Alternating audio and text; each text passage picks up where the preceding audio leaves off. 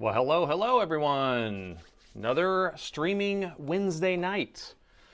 And this is a choose your own adventure. So it's going to be chat chooses the repair. It's going to be a little different than last Sundays, right?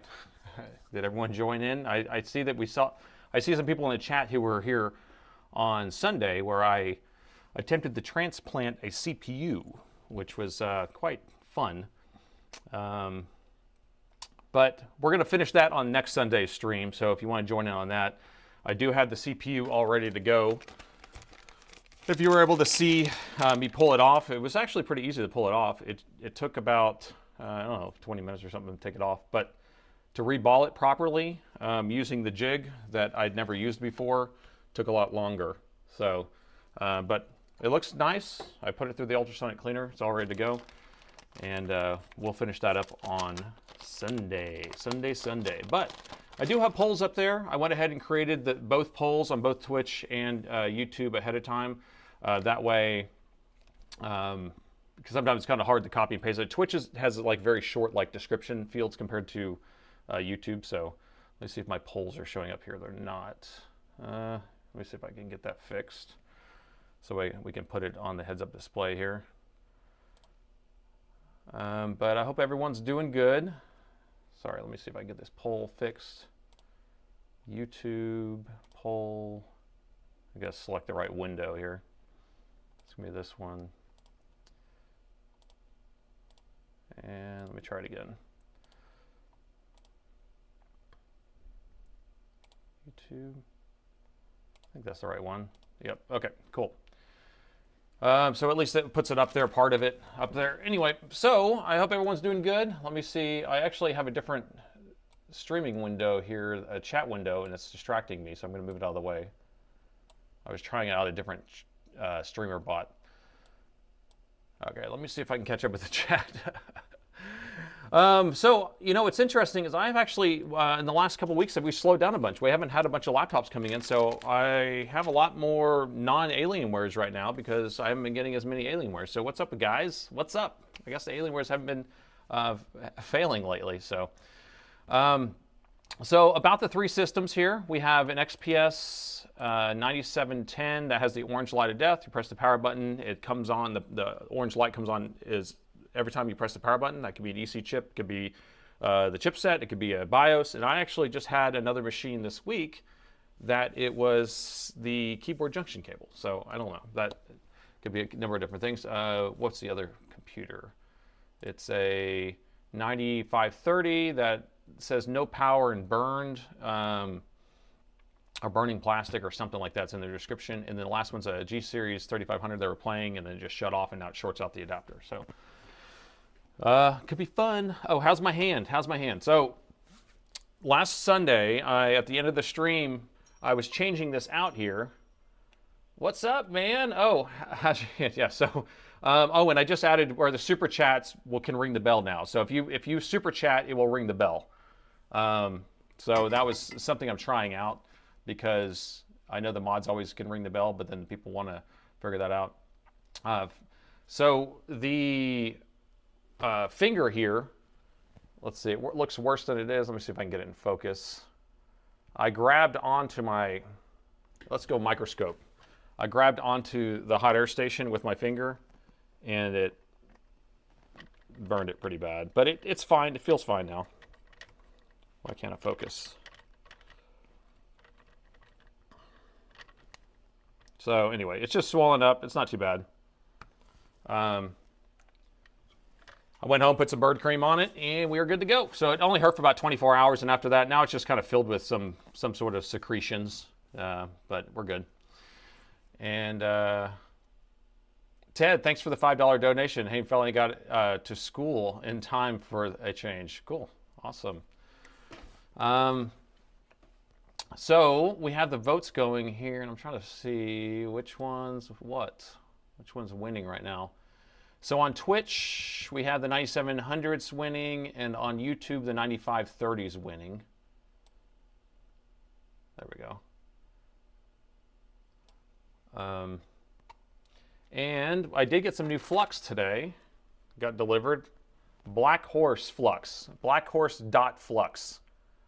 So I actually don't have one of the plungers that go in here, ironically enough. So I ordered one of the actual plunger. We can try just sticking a plunger in here and just try to see if we can use some of this stuff. But Black Horse sent it to me. So thanks, Ralph. So let's see. Oh, I should sand down the burn and remove the dead skin? I didn't know that. There's a liquid in there still. I can feel it. And so I just don't know what I should do with it at this point. I was just going to kind of let it live, but I could probably poke a hole and drain it out.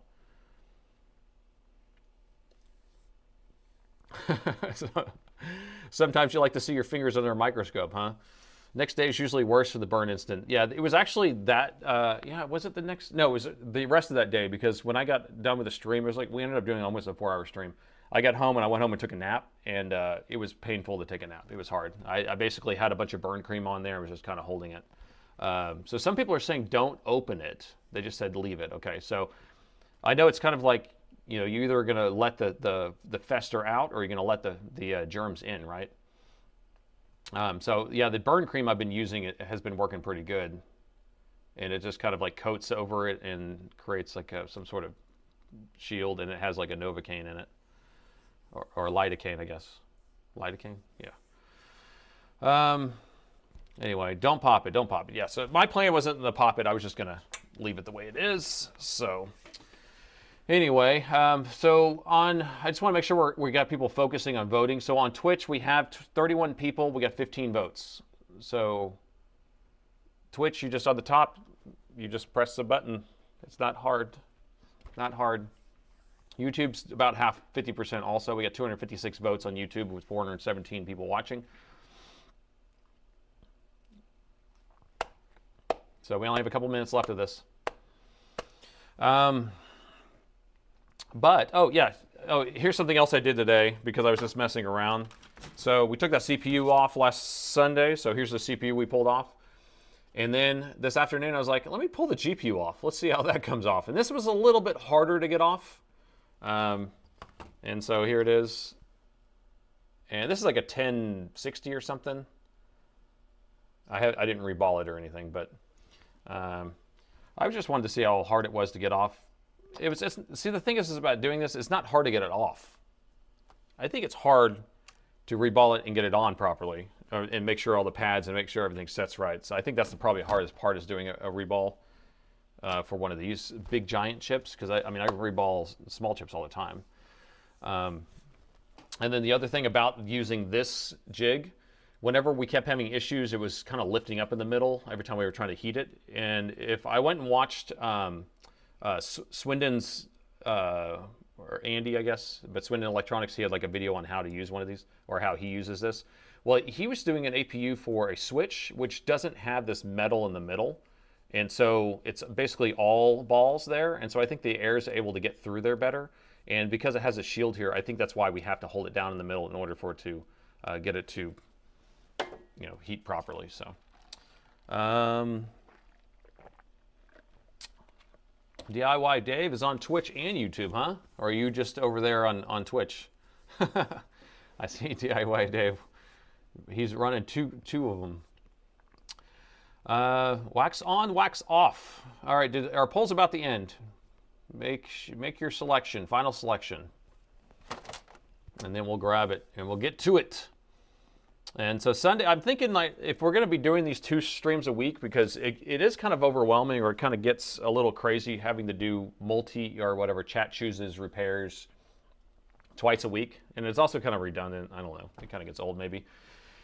So I was thinking that maybe Wednesdays will be the chat chooses repair. Sundays will be whatever happens Sunday. I don't know. But Wednesday, I guess, rhymes with that better. Whatever happened Wednesday.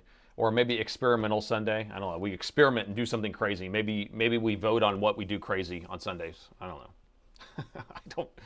Whatever you guys want. It's all part of the fun. All right. So the G3 one on G3 got 43%, and right now on Twitch, and it looks like the 9530 got 46%. So we're going with what we do is the highest percentage. And so if you look, we have 46% is going to be the 9530. So we're going to do the 9530 first, and then the second place is the G3 3500, and we'll do that one next. And then we'll do the last one, okay? So we have our pick, the 9530, then the G3 3500. So the 9530 is what we're going for. No one wanted the orange light of death, huh? Where's the 9530 at anyway? Is this it?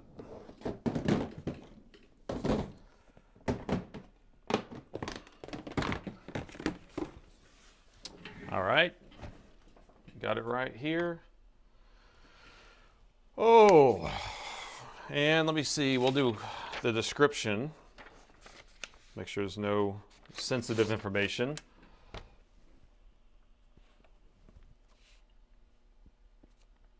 Yeah, so laptop will not charge. Opened up the laptop and found damaged components and burnt plastic covering.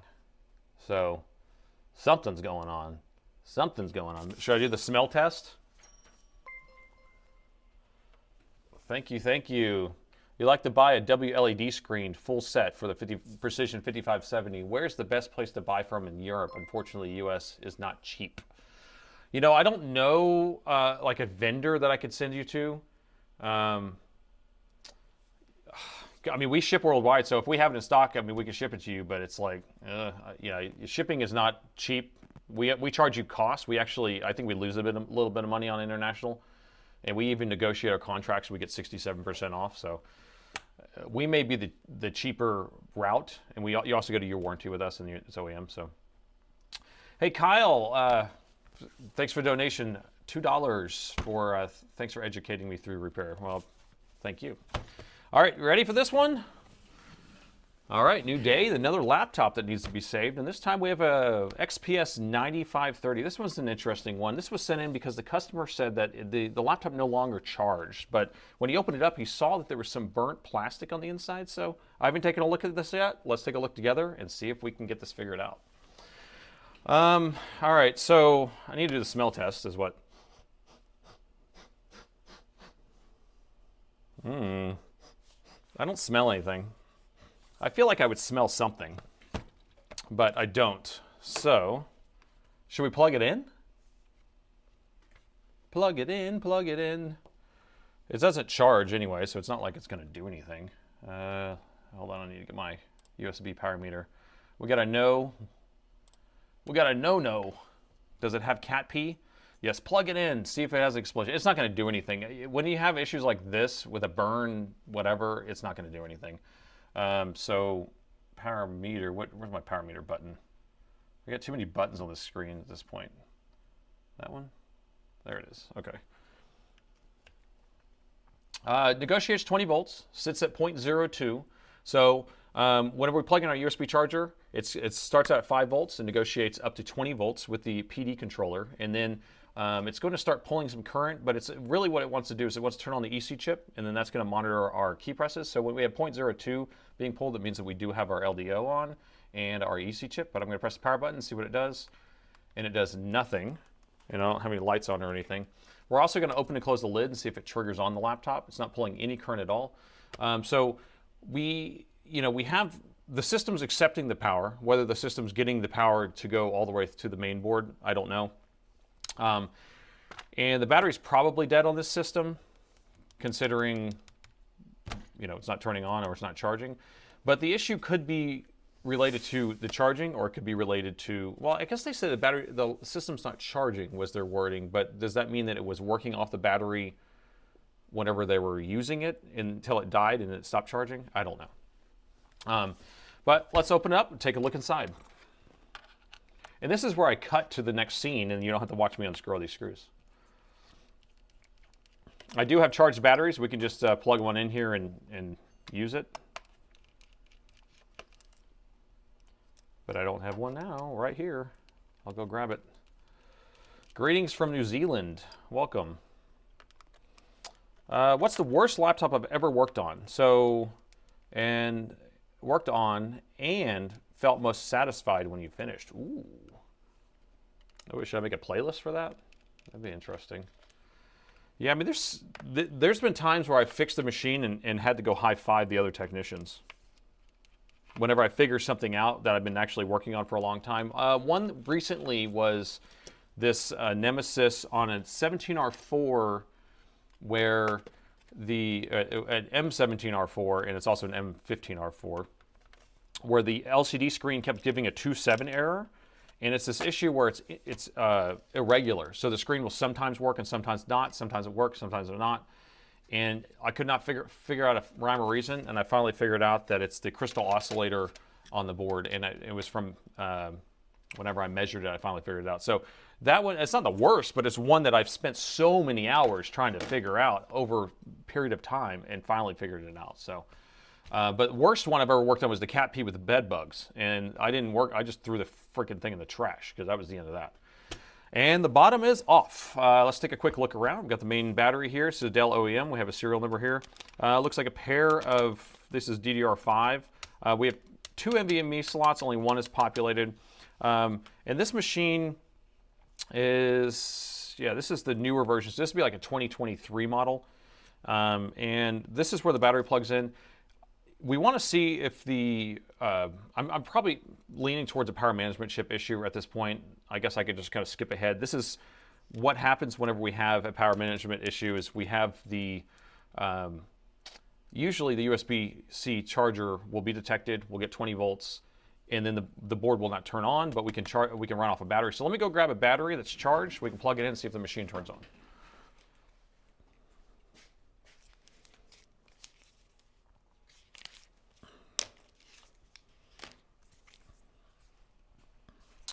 Hopefully there's a charge on this one. It's just one of my test batteries. Let's see if the laptop comes on.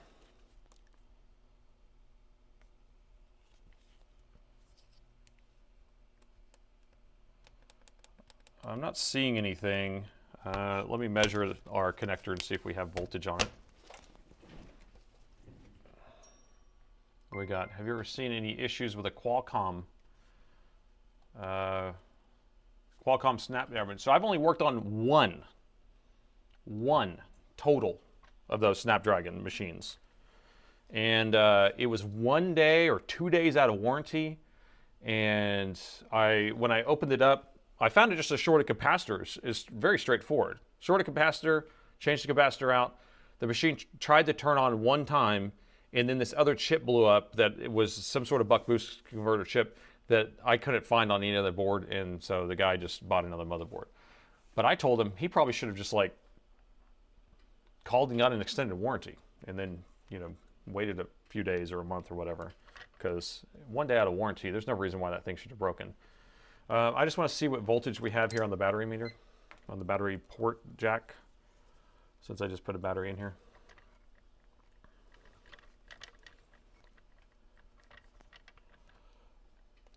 My focus has been off on this. I don't know if I need to refocus my eyepieces to the camera here. Let me see if I can set that real quick.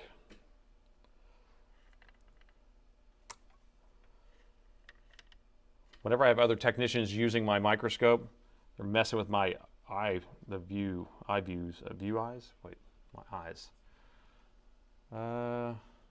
Okay, I'm getting nothing on here. So we're getting nothing with my test battery. Let me try one more battery just to make sure we have it charged. And then, because it could be that the board actually has a short, and then it's just shutting the battery off. Or we can just measure if the thing has a short or not. Which one's smarter?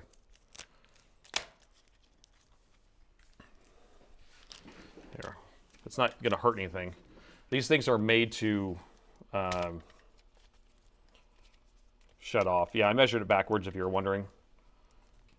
I did ground on one side and positive on the other side. It didn't really matter. But, okay, so that one is still measuring nada. All right, let's forget that idea. Let's probe around. Let's see if we have a short then, because if the batteries, if 2 batteries, or 3, I guess if we count it, are basically saying that we're not going to let any voltage through, then we may have a short on the board itself. So I need to check that now.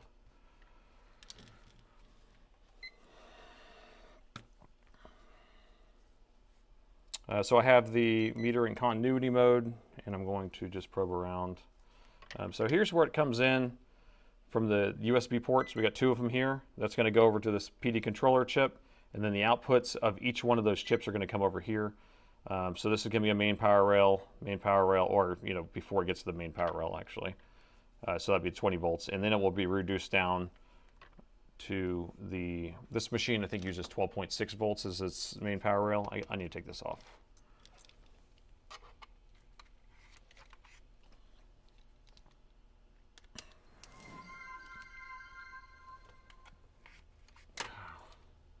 Eyepiece focus. Yeah, I'm stopping. I don't know what's going on with my microscope. I've been messing with the angle and stuff because I was like, whenever I was trying to use the microscope with the motherboard preheater, I had to lift the microscope up really high. So I was like turning all these knobs and adjusting things, and then that starts messing with everything. So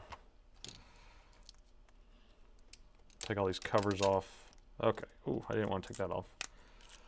This is the Thunderbolt covers, or USB 3.0s. Get in there. Okay. There's no liquid metal on this thing. There's not going to have an LLM situation here. We're probably going to have to pull this board out because the power management chip's on the other side of the board, but I'm just trying to see if we have any shorts that are just showing up, obviously. Obvious shorts. Well, we have a short here. So that's why the battery's not coming on. That's why the battery's not powering up or staying on. Let's see if we can find where that melted area was. Remember they were saying they found something melted? But to me it does appear like we do have some sort of short on the board. Easy pizza? Easy burrito? Where's this melted at?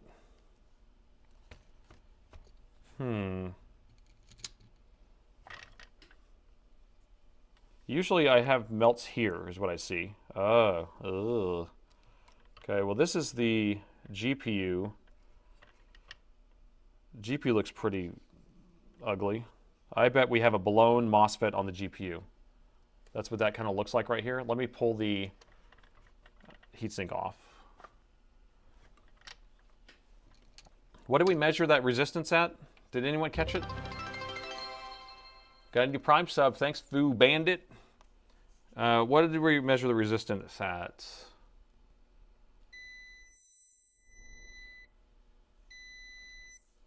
Why does it keep stopping? So 2.2? Here, I'm going to take the beeping off.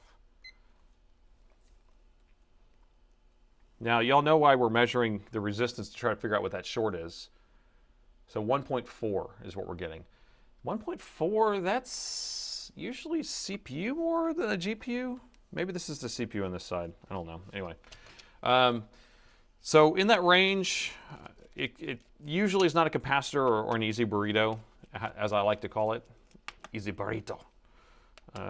But these are the coils for the GPU. And I've definitely seen this machine have a freaking toasted GPU. Oh. So this is what he saw. This is what he saw. Oh, now I can smell it. Now I can smell it.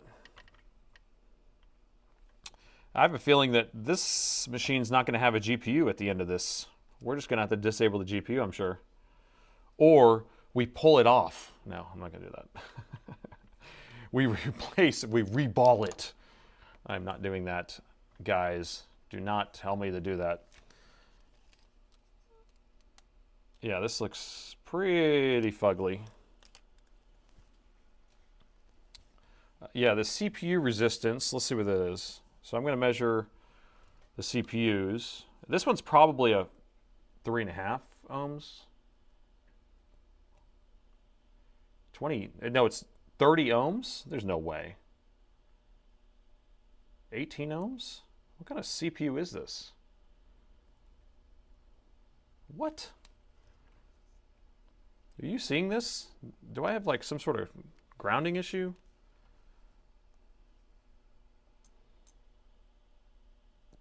34 ohms on the CPU? Faulty probes. Yeah, I just changed my tip out today, actually. So is that what the issue is? Let me see. Touch them together. I should get 0.1. This is what I usually get on mine. Hold it down tight. Hold on. What's going on here? Are my wires messed up?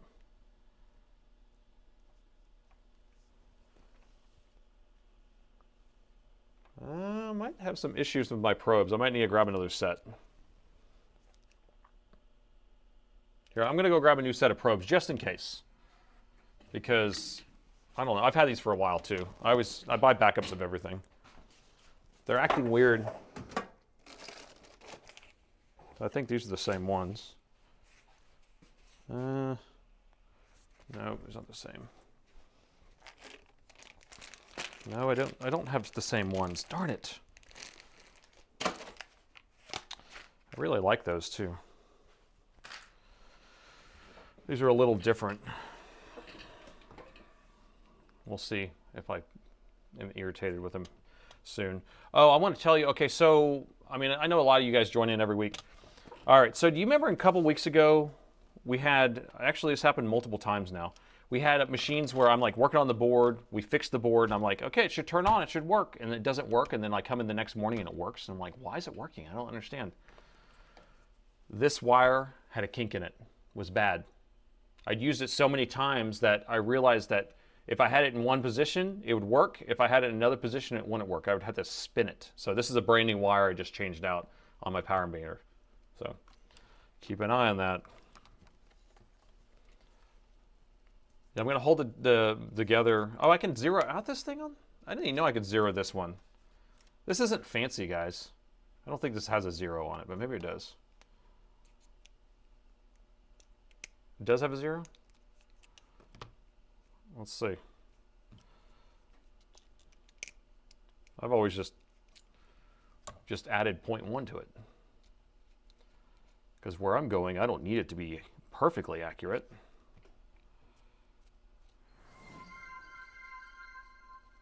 Hit rel. Oh, there's a big giant rel button on there. Yeah, that will do it. There's your sign. All right, I'm going to toss these over here. These are shorter.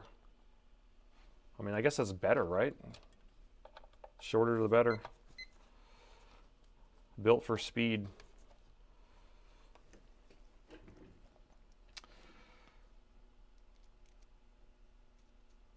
Poor people using screwing needles. Is it screwing needles aren't good?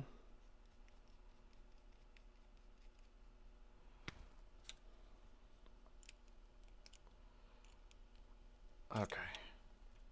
All right, here we go. So I'm going to hold these together now. Hold it tight.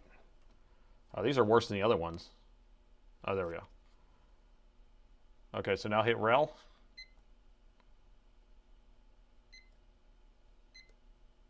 Okay. I mean, it's better, right? No? I need to clamp these things together hard.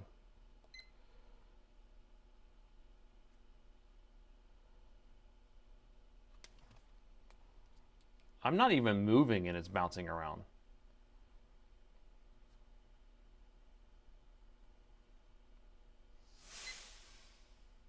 All right, let's see. Let me just do it on a big piece of metal here. Ground. I mean, that's worse. I'm going to reset this. Maybe this thing just needs to be turned off and on again. Or maybe I need new batteries.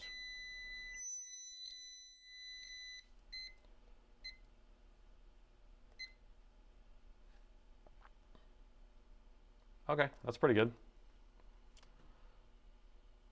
Okay, cool. All right, we got it. I just had to reset it. I need another meter. Yeah, I mean, I have 2 of these. This is actually the higher end version. I just like it where it goes on the computer. Again, I don't need a fluke. I don't need some sort of fancy probe thing that's going to tell me exactly like to the, you know, it doesn't need to be that precise. But what we're looking at is I at least want this to measure, well, it's 33 ohms still, I guess. The CPU, this is a 33 ohm CPU, people. This is the most ridiculous thing I've ever seen. How is this possible? 130 ohms there. And then these are 33 ohm, all of these. And then these last two are 17 ohms, 18 ohms. Let me grab a board. It's crazy, I tell you. Here's another board. This one is a donor board of some sort. And this one's measuring 44. Okay, I guess that's right. I've never seen anything that high before, ever. So, I don't know.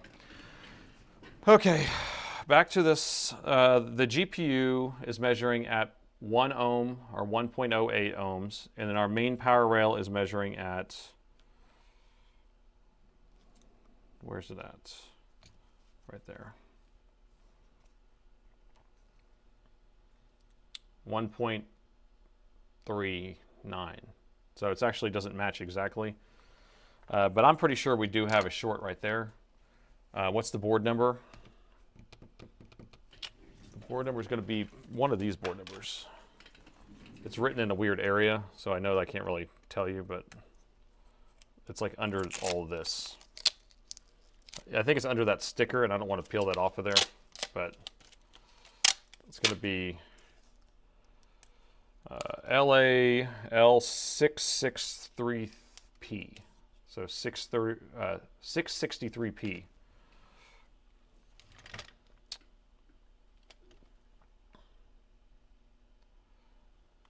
Should be that board. But the CPU would be more like it. What's the resistance of this CPU? The craziest resistance I've ever seen. This is an SRMJ1 CPU. Anyway, I feel like I'm just getting detoured, but the whole reason why I'm even talking about this is because usually when I'm following the clues to try to figure out what is shorted, I measure the main power rail. Okay, the main power rail is shorted. What is it shorted at? What value? Okay, let's find another power rail that's shorted at that value. And normally you would measure a CPU power rail that would have that, right around that 1 or 2 ohms. And this one's measuring really freaking high. And then the GPU is usually measuring like around 0.3 or something like that. And it's measuring at 1.4 or 1.1. But I'm pretty sure one of these are shorted. You can actually see solder balls coming out the side here. There's definitely been some heat in this area. I mean, look at that. That's messed up. Right there and right there. This is all kind of the plastic tape stuff. Another solder ball coming out there. More solder balls coming out here. So I'm assuming that that one and that one need to be replaced. And this one's probably okay, but we'll probably replace it too. But let's inject some voltage. I just want to see where it goes, and then we can kind of figure out what's going on. We're going to inject a low voltage. What is premise saying? So it's an i7 13700, which is a pretty powerful chip. You've always seen the CPU between 0.5 to 3 ohms. Exactly. Yeah, I've never seen it that high, ever. Yeah, I mean, actually, there's a couple CPUs I've seen at 4 ohms before, but I mean, that's about as high as you can go. I wouldn't ever say, oh, a CPU is going to be at 18 ohms or 33 ohms. All right, we're doing voltage injection.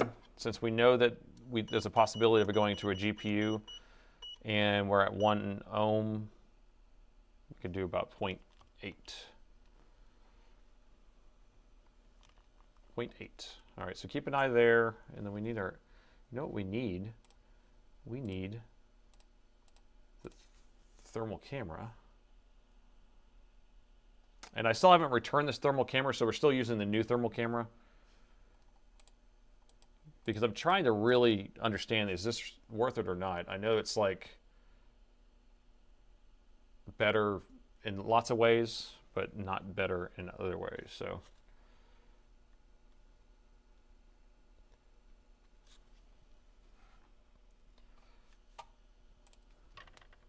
So if I get it focused just right, you can kind of see the detail.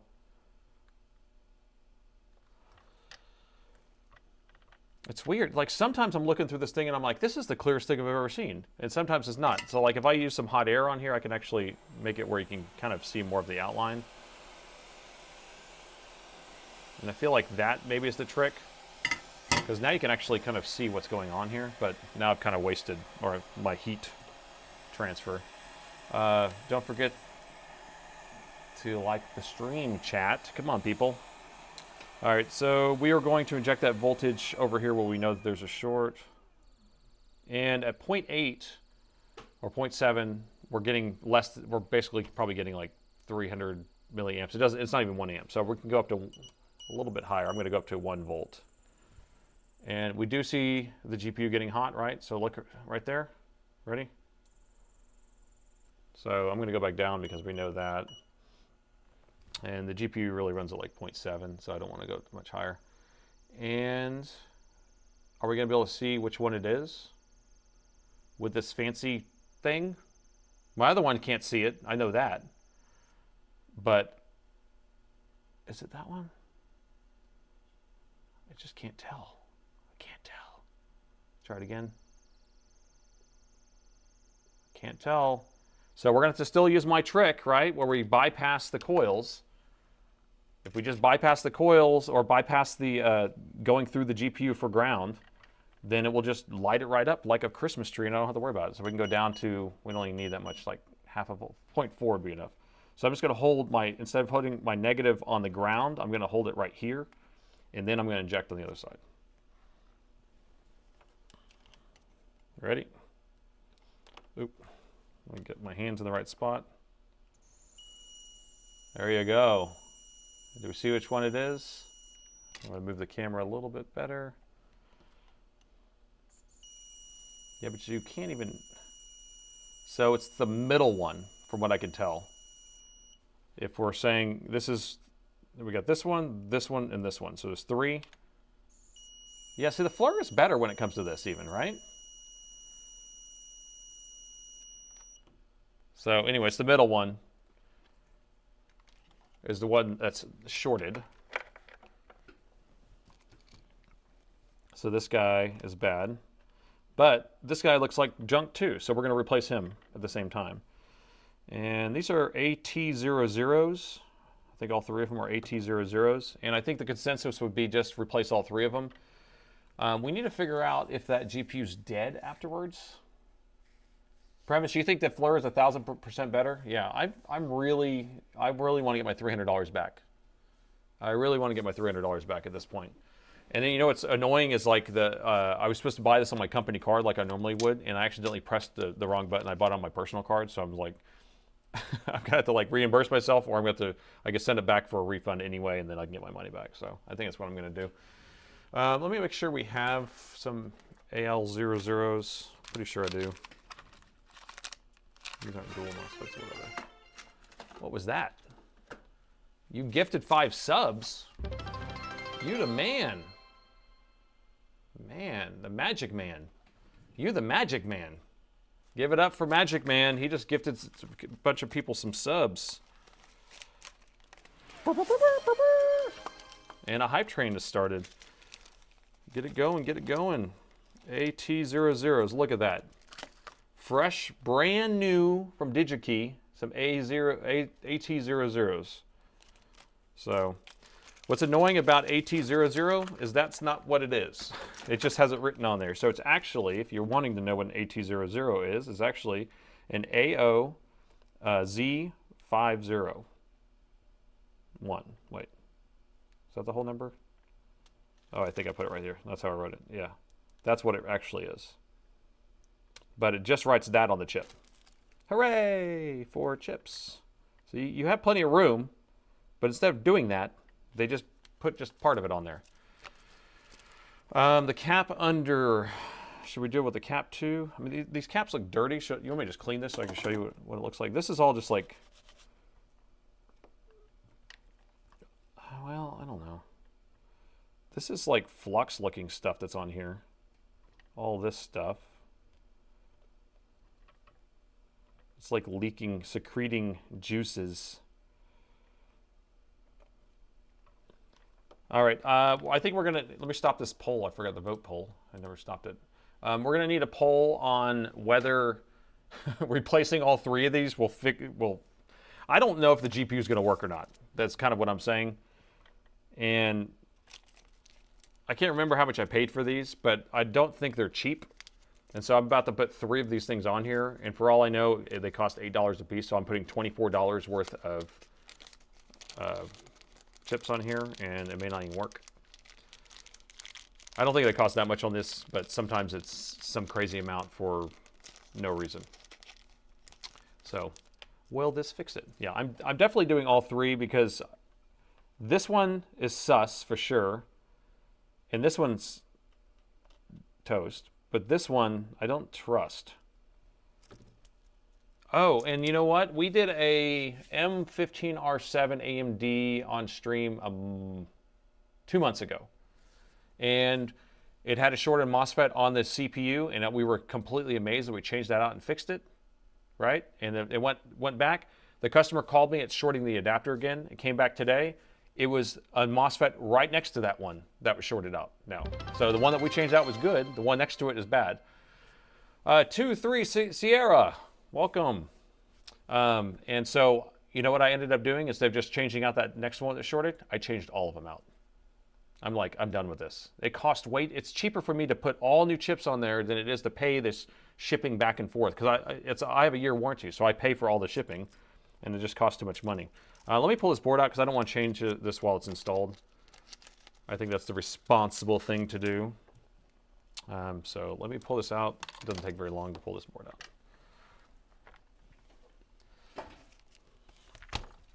Okay. Yeah, all 3 is the solution. Is the solution, man. I pulled 3 of these boards out today already. So I can do it with my eyes closed. Take a bad one off and then plug it in and see if everything's working. You know, I've had bad luck with that. But yeah, I mean, that's something we could do.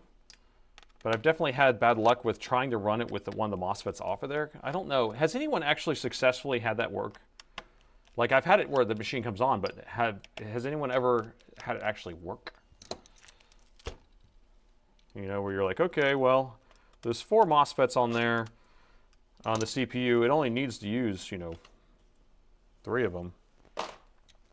But because also if I look at the thermal camera while these things are starting up, a lot of times what you see, like, so say you have 4 stages or 3 stages on something, you'll see one of them come on, well, you'll see all of them come on, and then you'll see one of them come on, and then when it starts trying to do the more power, then it turns the next one on next to it. So it's like it's turning on one of them.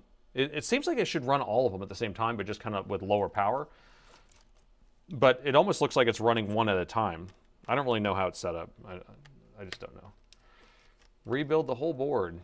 The GPU is that, a GA107. The GPU, I can tell you what the GPU is, if you want. The GPU is a GN21X2K1A1. A GN21X2K1A1. That's a mouthful. Good evening. Welcome to the stream.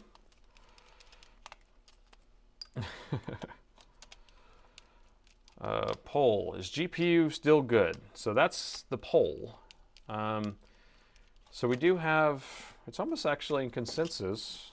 67% is saying it's still good. I'm on the fence at this point, so I haven't voted. Here, I can maybe vote for myself. There we go. I can participate in these votes, can I? It's not against the rules. People are concurring is good. That's right. Concurrence for all. They pulled it and take care. 50-50 now on Twitch with 7 or 14 voters out of the 55. Twitchy Twitchers, come out of your cave. Come out, wherever you are. Press your vote button. Uh-oh, is this attached here?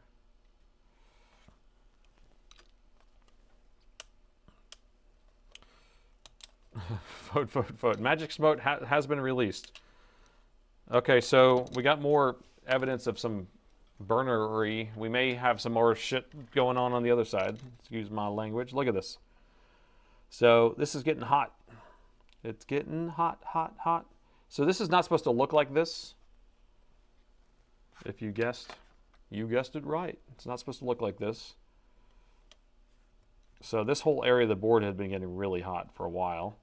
I've seen another one of these. It might have been a 9530 that was doing this exact thing. And I need to pop this off of here somehow. I might need to reheat it.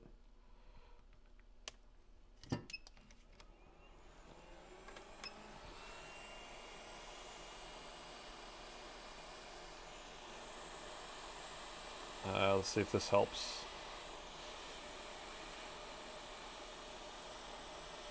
I don't know. It's getting nice and soft.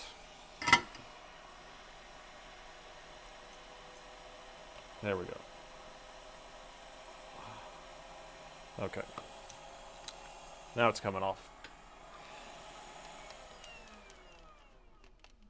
Yeah, I'm surprised I don't smell it as much as I would think I would, but I do smell it. But whenever we didn't take it apart yet, I didn't smell it. It's like the Wizard of Oz. I'm melting, I'm melting. It's only a 4050. It shouldn't run that hot, you're right. Yeah, 4050s are like, it's like a base model, right? Ain't much to it. That means these boards aren't that expensive too. When it has a 4050 on it, these boards are generally pretty cheap. Maybe $300, $350 for a board if I need to replace this board.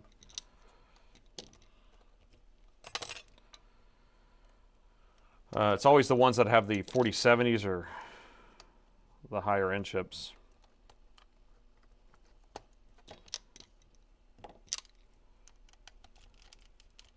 Almost 800 again. Yeah, we had our biggest stream ever last Sunday. We had 1,200 people on YouTube and 100 people on Twitch. So 1,300 people watching me fail epically. But that's part of the fun. All right, and the motherboard is out.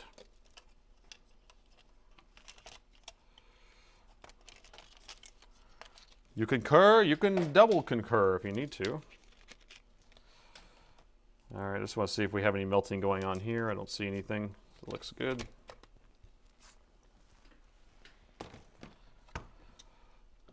All right, let's take a look on the other side just in case we have some shenanigans going on, say.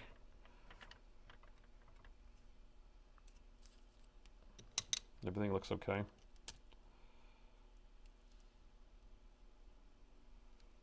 Okay.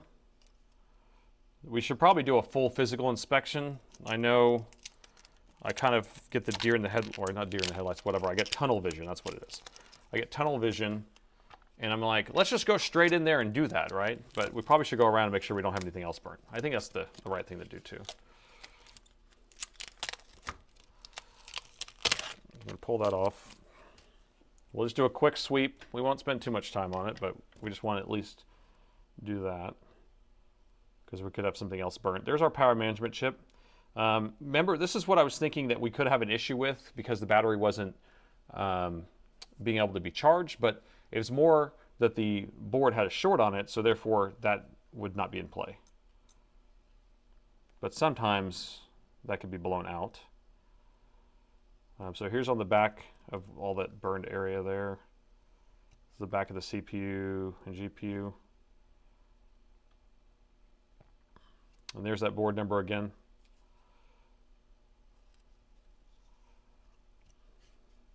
There's our EC chip, 3-volt and 5-volt power regulator with the MOSFETs there.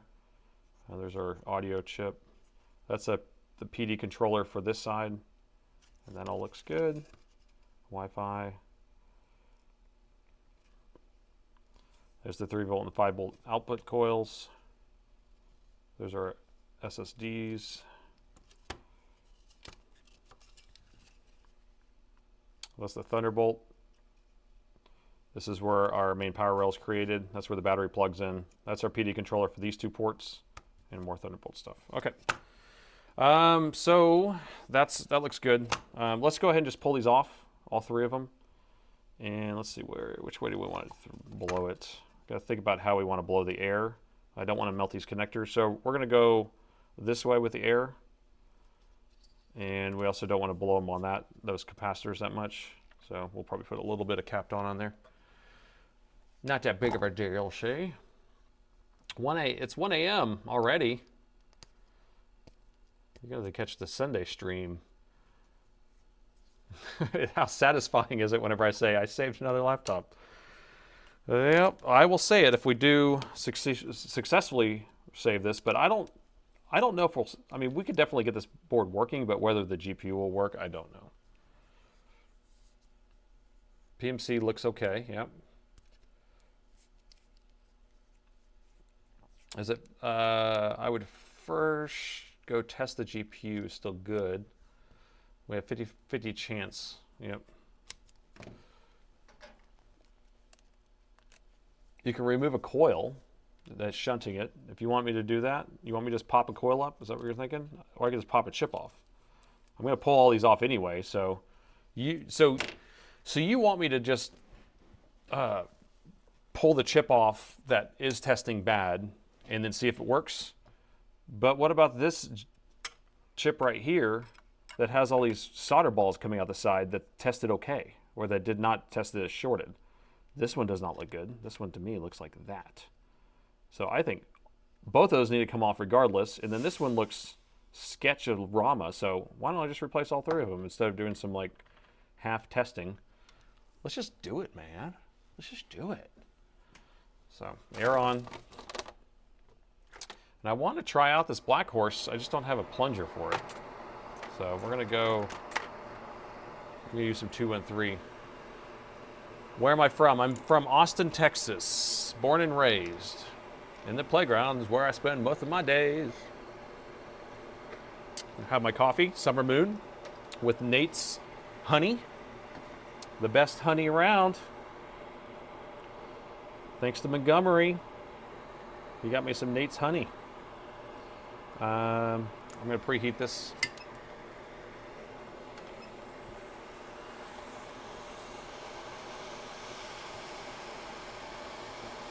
Solder. I can't say it. Solder. Solder. I know how you're supposed to say it. I know how you're supposed to try to say it. I just can't do it. So I'm putting more heat over here and not over here because I'm going to come over here at the last second and pull those off, but I just want to get the board heated up. And so if you spend too much time next to these tantalum capacitors, I mean, these are really heat resistant, but you're still going to be putting too much heat there for too long for no reason. So I got this heated up pretty good. I'm going to add some flux. Flood the whole area. Ooh. Does anyone recognize this flux? I just grabbed a random flux. You can almost tell which one it is by the way it's doing some stuff here. How it dispersed. Lotion. Yep. I just put lotion on here. It looks like what? Yep.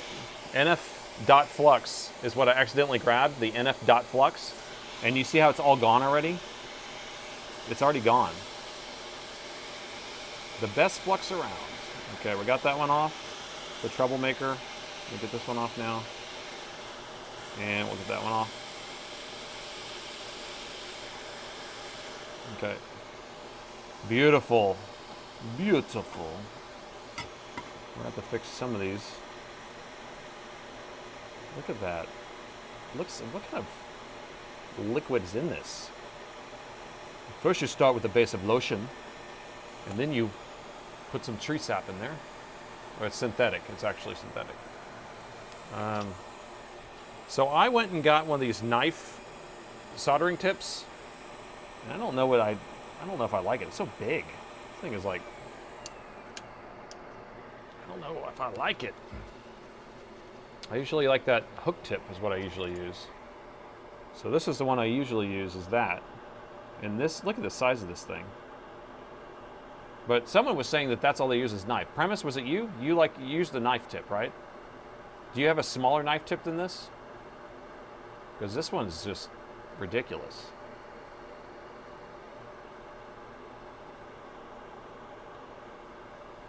So do you use a big one like this? Is that what you're saying? Because I'm going to try to use it. I used it all day today, and part of yesterday, and just like I need to get in this area here. Here, I'm going to turn the board around. Both, okay.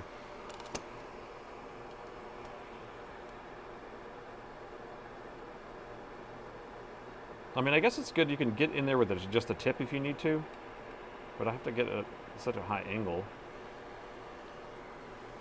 But I can't really just like spread the stuff I need to.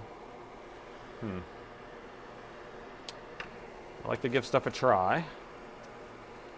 Now, my soldering iron is a Metcal, and so this one is different. It's an off-brand from the Metcal, so it's probably different. You have the NF Mini soldering pen and knife. So is that any good? The NF Dot Mini soldering knife thing? Because a mini soldering pen might be better than what I use. I just use the same soldering station I've had for 20 years, 15 years.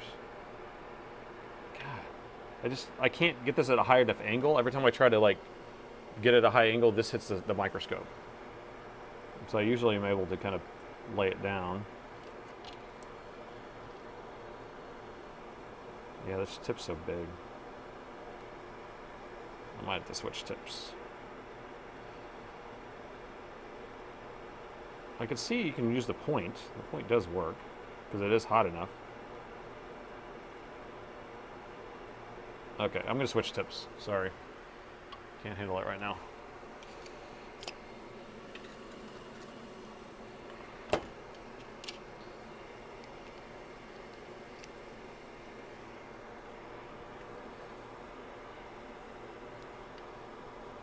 Yeah, okay. This is much better. Oh, I forgot to turn on my alien behind me here. There we go. I forgot about my alien. Alright, yeah, see this one I'm able to get in here a lot easier. Now this one doesn't get as hot though. The end is smaller, so I have a hard time sometimes. It like sinks up the board or sinks up all the heat. And I can't really solder with the tip exactly because it's not hot enough. And so I have to use kind of the base in the back unless I add some hot air. But it definitely can get in the areas that the other one can't. Okay. All right, that's good enough.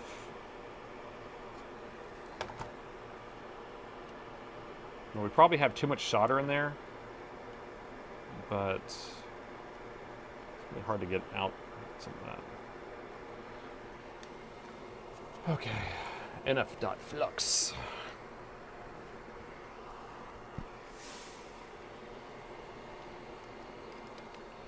All right, let's grab the chips. We're gonna pre-tin them. Actually, we may not have to pre-tin them. Yeah, I got my heat-proof gloves, and well, I ordered some, and they ended up being ginormous. So I think I got like cooking mitts.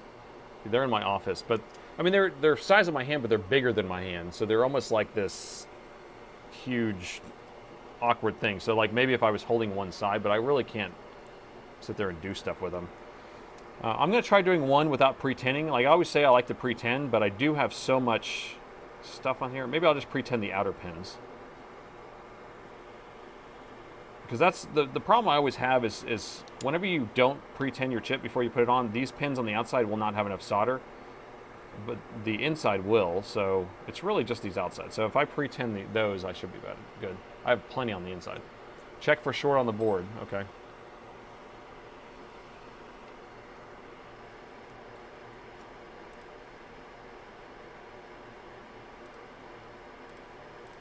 All right. main power rail is here. No, main power rail is here. Yeah. So no, it's open. There's no, or it's infinite. How can it be infinite though? Can't be that high. Let's measure over here. What? That doesn't make sense either. How can you have infinite? I'm not in any special mode. Let me turn rel off. Okay, so if I have rel on, it won't measure into the mega ohms. Because it's not an auto. That's what it is. So rel puts it down in that lower range is probably what it is. All right, so I'm just going to keep rel off, and if I really need to be more accurate, then I'll put rel on. I have this. Let me get this stuff out of my way.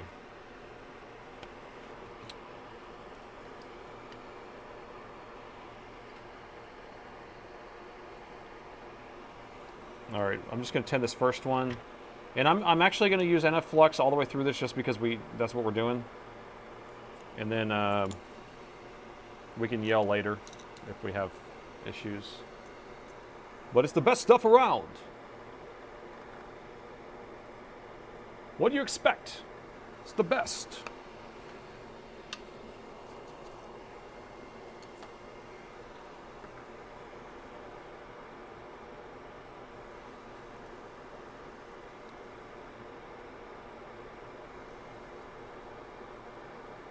All right, so I'm just going to tend these pads on the side, right?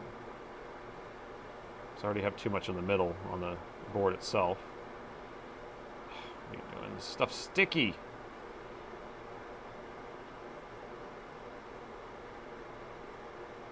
Okay. All right. It's just an experiment.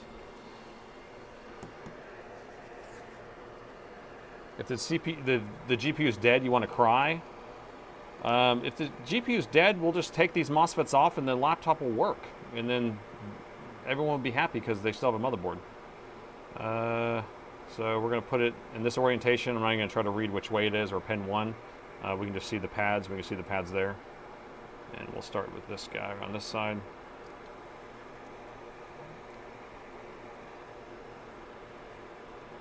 Ugh.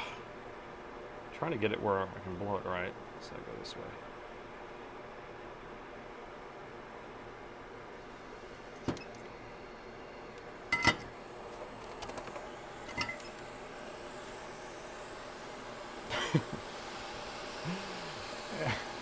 And the flux is full of tongue.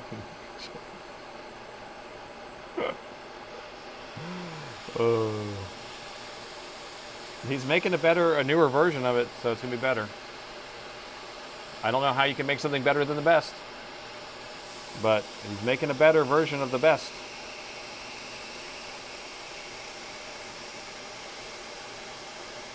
Ugh. What are you doing? Why is it moving? Stop moving. So I'm just gonna tack it in place. Oh, the biggest boss of all bosses. The boss of all bosses.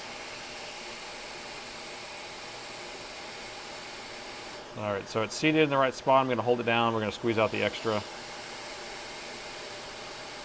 There's the extra. I don't know if we're gonna be able to get in there and get that out of there because it's kind of close to the other thing. It's way too gummy. It's sticky. It gets all over your hands. But it smells like lotion, so it tricks you because you would think it should be lotiony. It's messy. It gets everywhere. Oh, and I used it when I was taking this GPU, the GPU off earlier, wherever it is. And when I removed the GPU and I was trying to remove all the excess solder balls off of there, it turned into this crazy thick mess of whatever it is. I don't know, resiny stuff, like burned, whatever Northwest Repair said. Read was 0045 chat to you. What? What? Hold on. That's confusing me. Hold on. Give me a second here.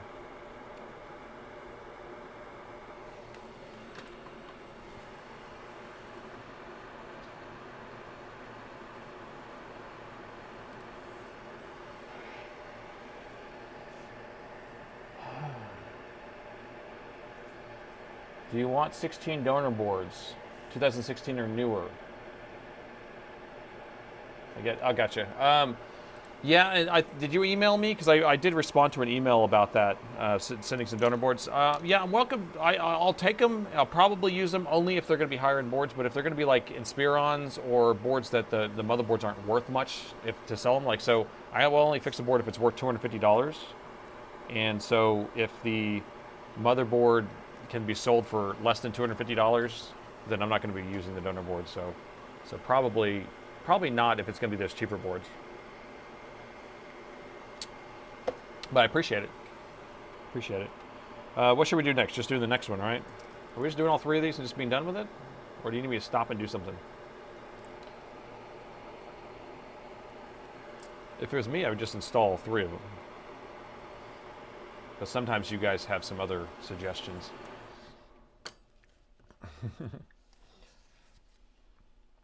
Yeah, when you watch Northridge Fix's videos, it kind of seems like an infomercial. I mean, he has to plug his own things. Like I speak about my own business a little bit in there, but I've also found that I don't need to even mention my business, and people will find me. My whole business has grown on word of mouth in general, so I don't even have to talk about what I do.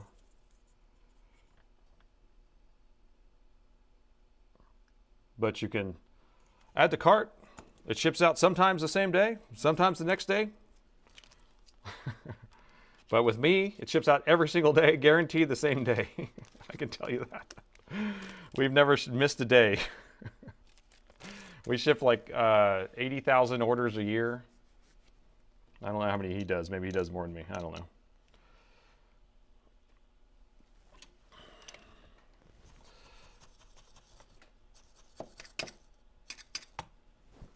And I also have a really good reputation.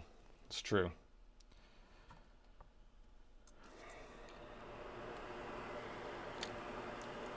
He did a video today or yesterday about right to repair. I don't know if you watched that one, where he thinks that the subscription model is good, which I can understand. Like if you want to just kind of not have to worry about replacing things or whatever, you just pay the subscription model. But the argument with right to repair is if you buy something to own it, shouldn't you own it? That's what the argument is, not if you buy something as a subscription and the company doesn't offer an ownership version. That's not what that's not what the right to repair whole thing is.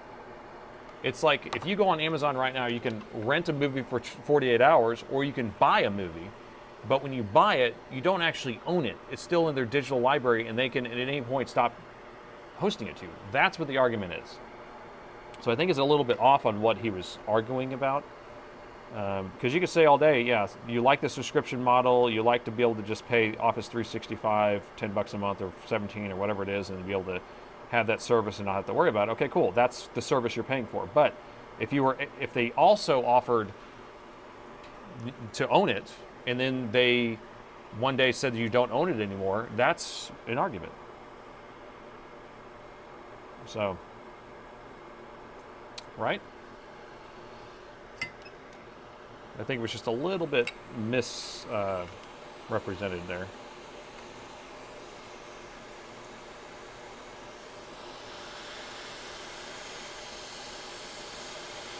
Yeah, you're buying rights to watch it.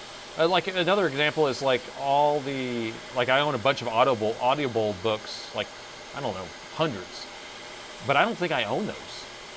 I feel like I don't own them, because if I did own them, I should be able to like download them and have them, right? And just have them offline, like you're buying a CD. But that's not what's happening anymore. We're not buying things to own them physically. And there's been a lot of companies now that have been making it where you buy a physical item and then you can't even use it without paying a subscription fee to use the physical item, like a vacuum or something like that, you know?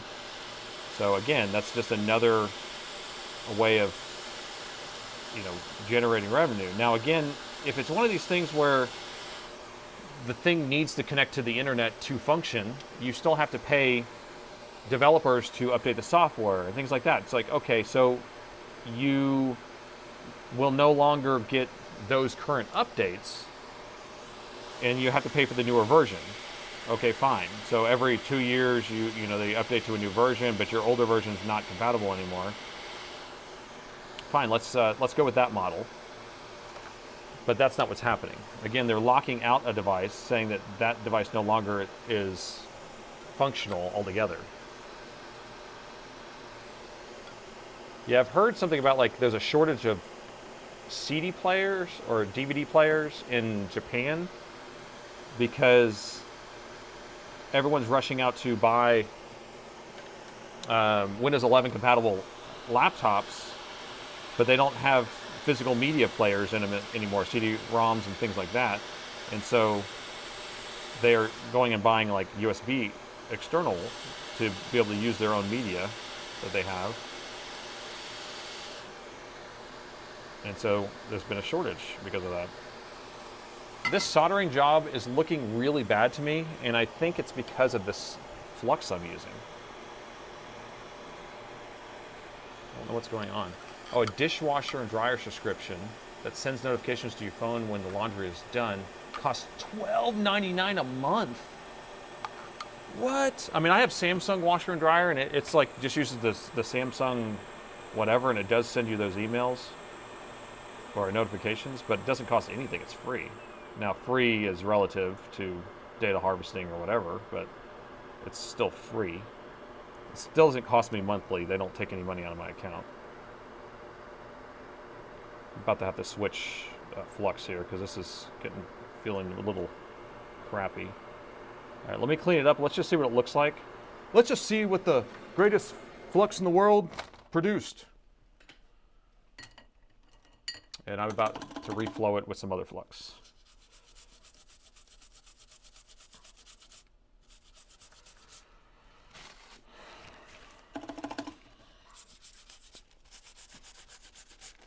Did y'all see that Azure was out today? Microsoft? Stop using lotion. Should I just throw it in the trash? There you go. It's in the trash. Done. Then I won't grab it on accident.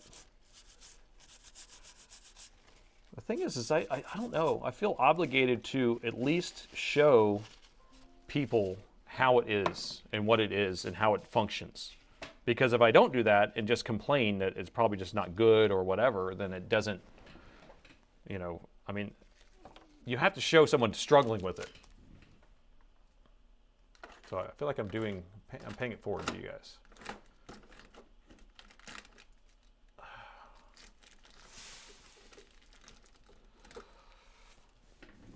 Gritty's here. We waited for you, Gritty. We haven't done a single thing yet. Actually, we just changed these 3 MOSFETs out.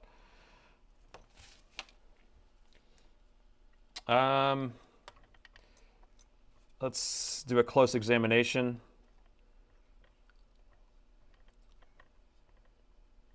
Okay, so on this side, this is all one pad. That's one pad. We got pins, pins, pins. And so it didn't look like it flowed that well to me there. I couldn't get in there very well. This one, the side, looks a little funky. I just don't really know. It looks weird how it's bubbling like that, right? Doesn't it? It just doesn't look like it flowed right. And this one, I don't know if you can see that. So, should I try it as is, or should I just reflow it with some 213 or something, or 559 Amtech? Oh, I think it's gonna work. Yeah, I mean, it's the flux for sure, because you could tell whenever solder is kind of trying to flow, and then you just put some good flux on it, and all of a sudden the solder's like, it goes exactly where it wants to go. But I think it is fine. YOLO, we only live once. That's funny. 559 it, 559, reflow. Yeah, I mean, it won't take very long. I'll test it. Yeah, let's just measure to see what we have, but I think I probably would end up reflowing it if anything, but let's see. Our main power rail, 2 points for landing the lotion where it belongs. Thank you, thank you. So did you see that the super chats now can do bell notifications. So here, our main power rail is measuring in the kilo ohms. That's exactly what we wanted. Although I haven't figured out how to get the Twitch bits to do the same thing, so I'll have to work on that later. I'm going to plug it in and see if it comes on. I'm going to do it, man. I'm going to do it. I should have used 559. I know, but I'm this is all for everybody's learning pleasure.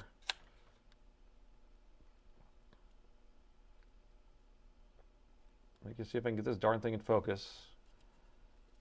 All right, so now you can actually kind of see the outline here of those 3 chips. There it is, 1, 2, 3, because there's some heat. And I'm going to plug in the charger, and then you can see the GPU and the CPU. So that's what we're going to be looking for to come on. And then the power meter, we need that pulled up. Okay, so if we see this GPU coming on, then most likely the GPU is going to be okay. You also see these power stages come on. If we see some pulsing going on, or, I mean, I guess we could boot to Windows and you would see some other issue. Okay, ready? I know I should reflow it, but here we go. Plugged in, 0.6 is 0.09. The board should start booting. It should go to 1 amp. It's only at 0.09. Why? There it goes. CPU's on. You see the CPU? Now that's going to pulse off, and then we should get the GPU to come on. Should come back on. There we go. CPU back on again. And it just keeps shutting back off. It might be getting hot. No? Thanks for the bits. Yeah, it's pulsing on and off. Putting my finger on it because I want to burn it. Yeah, you see the charger shutting off? It's like right as it starts trying to start it, it shuts it off. I'm going to do the other port just to be safe, and then we're going to probably reflow it.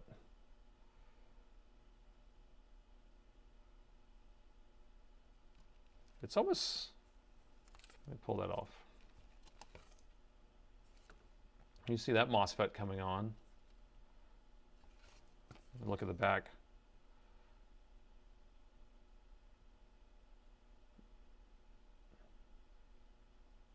Huh, nothing obvious on the back. So we do see that MOSFET kind of coming on.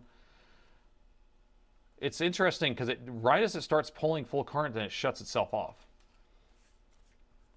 If you have a strong LED light above, it freaks out the P2. So LED light off, LED light on, LED light off, on. It can't tell the difference. Isn't that weird? Maybe it's because I have a polarizer on it. I don't know. 1 and 5 MOSFET, the CPU are heating up.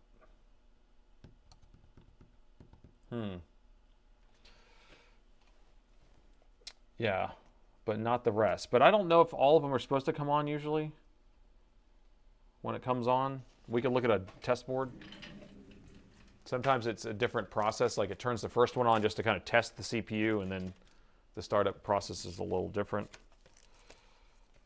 Here's one. So this board, I don't know if this board comes on or not, but we will see.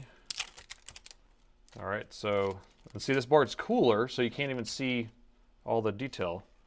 All right, plugging it in. Okay, CPU kind of on. CPU on, staying on, and all the stages are on, and the GPU came on at the same time. So that's what we're looking for. Okay? So the GPU did not come on at all. So to me, it seems like it's starting to do that startup process on the CPU, and then right as it starts trying to start up the GPU, it freaks out. That's what it seems like to me. So we're going to try it again. Okay, the pre-startup, there's the chipset. And then we got 1 and 5, and then it just shuts right back off. But nothing happens over here. Check through the voltages. Okay, we'll check in through the voltages. So I'm going to start on the CPU first coil, we got 1.7, 1.8. Okay, I'm going to just do one of these middle coils. Those are all tied together anyway. And when it comes on, wait for it to come on. It's not on yet. There it goes. We got 0.9, so it turned on. So these middle stages actually did turn on, or they were fed through that other one. Turn your head while you plug it in and cough. You finally got to catch one of the lives. Welcome. Magic Smoke release. No, I think I just need to reflow these just to make sure. We might have it shorted in one of these. Two of the pins touching. It's trying to start it up and it's not liking the way that the NF'd it. It's been NF'd. So let's just reflow it with some real stuff. That's probably what the cause is anyway, is that we used the wrong flux. We used the best flux around, and it wasn't good enough. It wasn't the bosses of all bosses.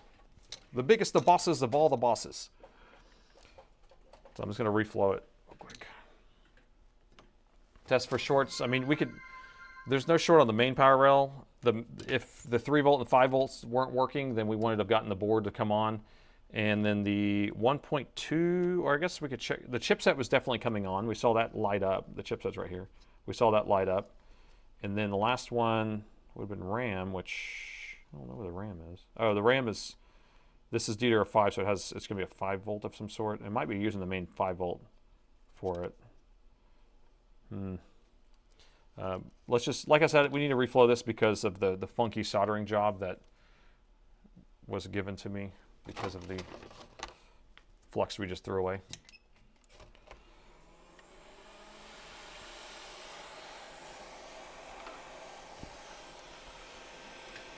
Because of the boss of all boxes. The best flux around. All right, so I'm just gonna heat this up. This is my 213 flux. Oh, I love it. It's like milky. Love the milk. Love the milk. You see how it kind of like holds onto the chip? And this doesn't not smell like lotion. It smells like chemicals. Just the way I like it.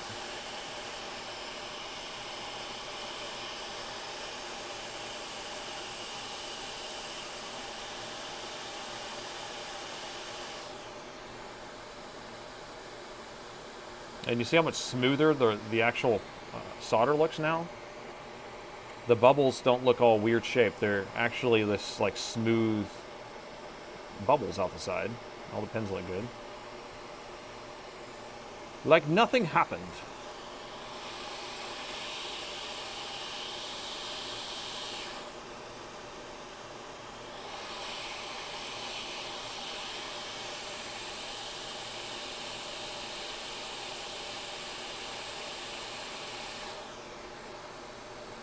Ooh, I like it. That one looks good too. Yeah, I should have just used this in the first place. That looks way better. It's like night and day.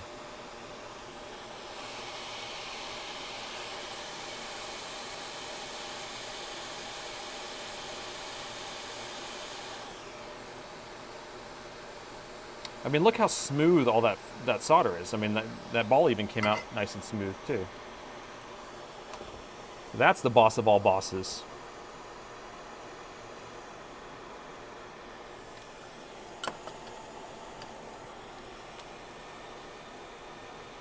The boss of all bosses. What flux is this? This is the Amtech 213. My favorite. It's my favorite.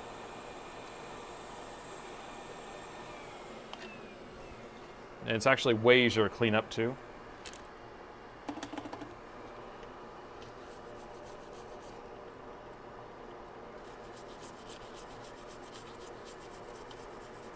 It doesn't get so hard where you have to heat it back up with the hot air. Still have some Amtech flux on. I mean, I still have some of the NF flux on here. Man, it's been NF'd. This board's been NF'd, man. Smooth and buttery. 213. 213. Okay, that looks better. I don't know if it's going to fix it again. Now, let's measure. I don't know if we did measure what the GPU's voltage or ohms rating is. That's what I wanted to see. Should be. What do we think it was supposed to be? Did we lose my camera? Oh, like microscope's over there. 0.4, 0.5. Half an ohm seems pretty reasonable for a GPU. And it's not that hot either, so. Hurry up, I'm sleepy. Okay, you want this thing to turn on, don't you? Well, let me just talk you to sleep. You just put your earbuds in, lay down, just sit back and relax. I will talk you to sleep. All right, we're gonna go back under the thermal. Check resistance again after it cooled off a little bit more, or what? Did we cool it off just a little bit more?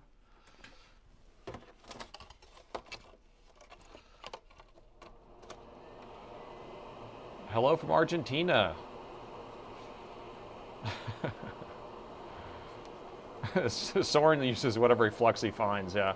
But he likes the rosin. Oh, I'm gonna dip this in this rosin. He has a big vat of rosin like this big, and he's just like, let me dip this chip in that rosin.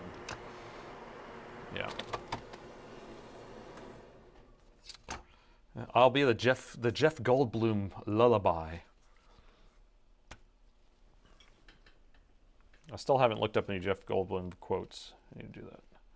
All right, I'm gonna plug it in. Here we go. So we want the GPU to come on. So there's our chipset. CPU on, CPU off. So immediately it's shutting itself off. And if we measure the voltage on the GPU, I just want to see if we get a spike for a second. We got something. Did you see that? It only took 90 minutes to replace 3 chips. Come on, dude. Montgomery. I'm a chatty Cathy. All right, so I'm kind of in the camp at this point. Remove RAM modules. I like the way you're thinking. I like the way you work it. Okay, RAM modules out. Let's try it again. Yo diggity. Chipset on.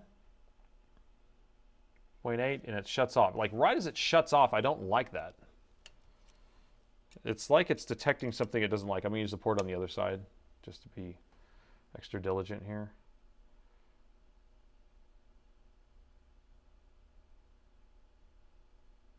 Yeah, it's trying to come on, it's shutting off. Can we trick it with a battery?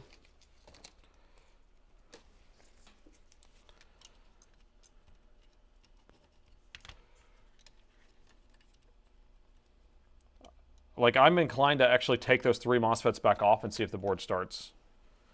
Because the board should run without the 3 MOSFETs in there. So we have a battery plugged in too.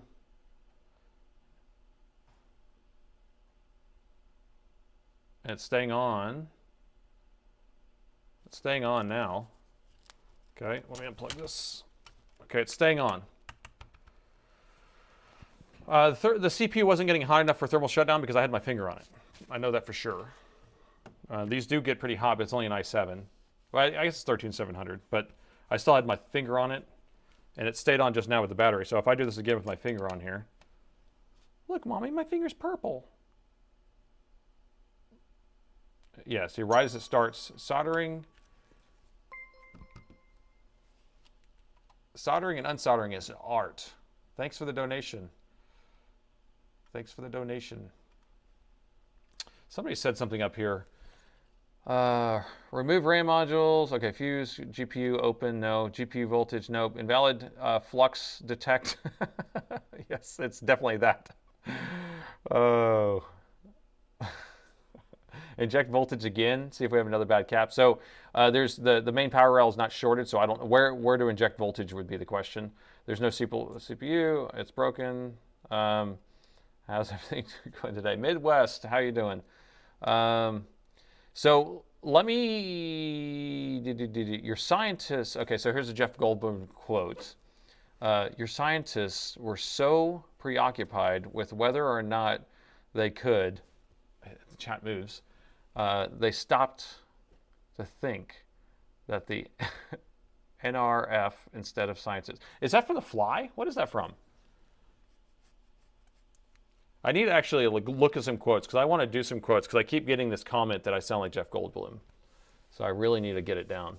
I don't watch enough Jeff Goldblum stuff. I mean, I watched like Wicked recently. That's the most recent Jeff Goldblum thing I've seen.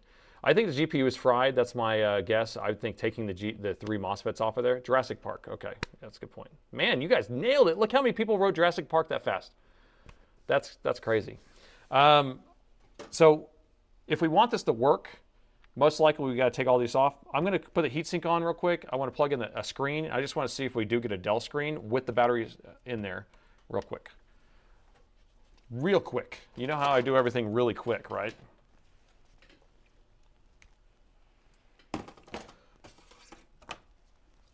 I'm not even going to put some fresh thermal paste on here because I'm crazy.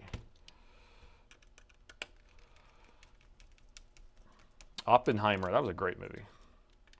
Oppenheimer was definitely an airplane movie, I can tell you that. Where you need to kill a good 3 hours. Yeah. Jeff Goldblum was not in Oppenheimer. That's correct, he was not. But it's still a good movie.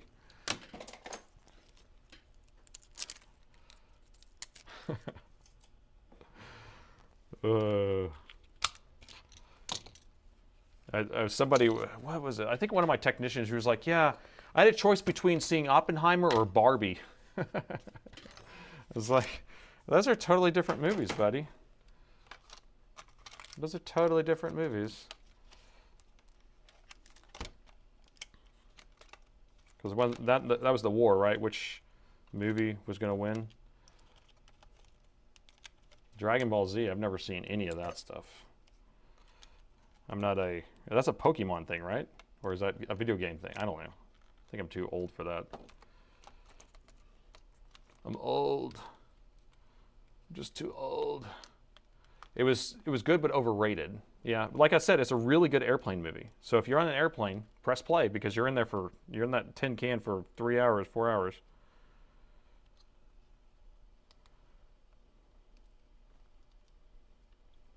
What's going on here? It was so boring. I actually found it interesting. There was some spots that kind of dragged on, but it was interesting enough.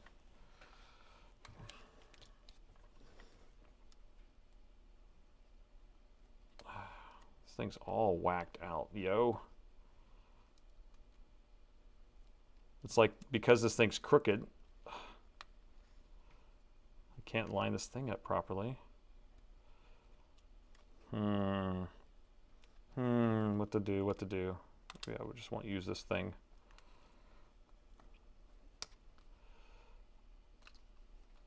Can I just bypass it? This is this, wait, oh, that's the screen side anyway. This is just the camera. So I don't even need that connector for what I'm doing. Okay, so screen is plugged in. Okay, we're doing this really quick. It's only taken me an hour and a half to replace 3 chips. This is like an Oppenheimer movie, how slow it is and how ridiculously boring it is. I guess, but I'm putting somebody to sleep right now. Just close your eyes. Just relax and imagine this GPU is okay. We're pulling some current, 0.08. Let's see if that LCD comes on. We got a Dell screen. I saved another laptop! I don't know. I don't know. Let's see. We got a Dell screen. It just takes a little while for it to do a CMOS reset. On airplanes, you just put your headphones on and listen to music. Really? Huh. I generally don't watch that many movies or stuff. I usually have a book, and then I'll listen to audiobooks, generally on airplanes. And then on the overseas ones, those are the ones where I end up putting something on at one point just to kind of kill some time. How often do you get the laptop, how often do you get a laptop that makes you wish you were drinking the drink of your choice? Oh, well, I mean, sometimes like the ones where it's like the rabbit hole. I did one the other night that, oh yeah, you can see all these chips here. It was 14 chips. Look at that. 14 chips I had to take off, and it still had shorts on the board. Now the question is the GPU showing up? I doubt the GPU is going to show up on this, but the laptop is functioning. And no GPU. Can you see that? The GPU is not detected. Right there. It would say the name of the GPU right there. So, oh, the heatsink's hot as hot, because I don't have fans in here. Okay, well, at this point, I would say probably the GPU's shot. We did see it try to come on, not come on. It didn't want to come on until we had a battery installed, which is kind of a strange thing. What was the message that you were? The message came on because we did a CMOS reset, so it's telling me that there was no power in the system, and so you have to hit OK on that. What countries have I been to? I've been to, let's see. Right now I'm in North America. So on the North American continent, I've been to Canada and Mexico, and then in Central America, I've been to Belize, Costa Rica, the Caymans, Mexico, I already say Mexico, Jamaica. I think that's all on that side. And then if I go overseas, then we got Iceland, Switzerland, Austria, Germany, France, Italy. What else? I think that's it over there. Yeah, Jamaica. Oh my gosh. I've been to Jamaica twice, and the last time I went, it was like a week after a Category 5 had hit it, and it wasn't the side of the island that got hit, and so I am not. Man, I feel so bad for Jamaica right now. And I've also been to Japan, and then I've been to Thailand, and I think that's it. How do I like Europe? I like Europe a lot. My kids are fluent in French, and so we end up going to French-speaking areas. And so we go to like France a lot, and then we did a Switzerland trip and just kind of drove all through Switzerland up in the Alps and all that stuff. And then in the summer we went to Austria and Germany and Italy and that whole area, and just kind of drove around. We're adventurous in the sense that we just kind of plan out a bunch of trips or a bunch of days and just kind of drive around. So it's fun. Yeah, Jamaica is in bad shape right now. That Category 5 is like one of the strongest hurricanes that in history that hit them direct on. And I think right now we got a Category 3 hitting Cuba, which they're not going to be doing very good either. So at this point on this machine, I think we're going to basically call it and say GPU is bad, and I'll just let them know that they can either use it as is. I'll probably take those MOSFETs back off though, because it's better to not have them on there.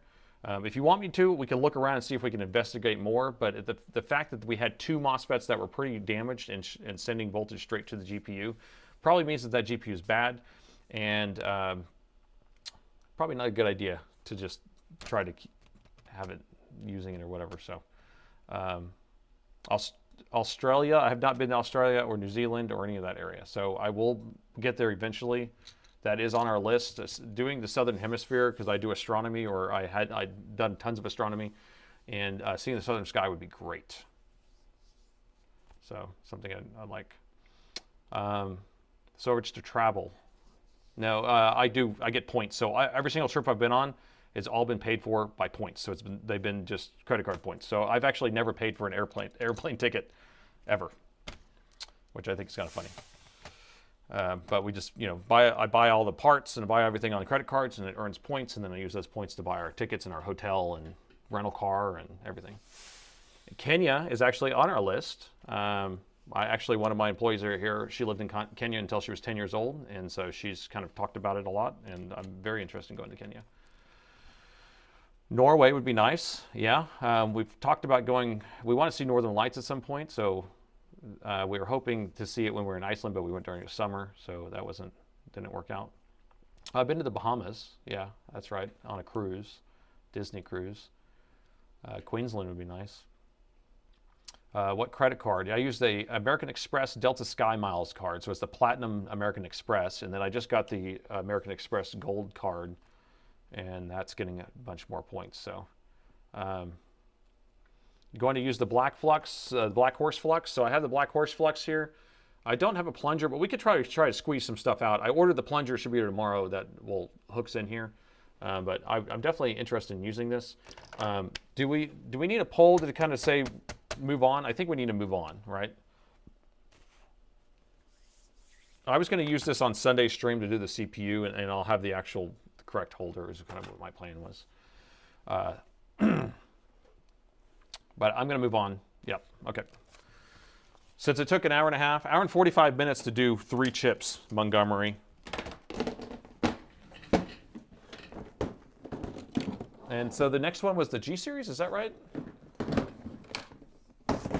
So the G series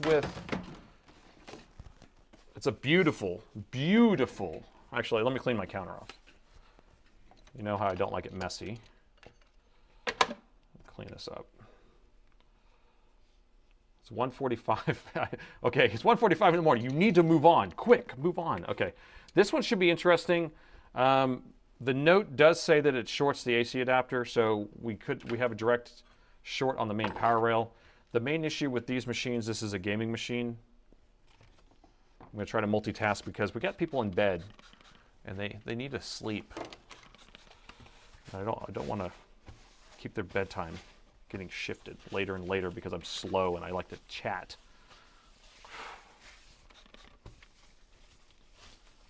Okay. Clean desk, clean workplace. Like it. Organized. I like it. Okay, but this is a beautiful, beautiful laptop. Look at this thing. Looks like a stormtrooper. It's a two-tone. Oh, it still has like even the cover in here. It's like blue and white with black. Yeah, these are cool looking laptops. And I think actually the heat pipes in here are blue also. Oh, Scotland. Yes, I've been to Scotland.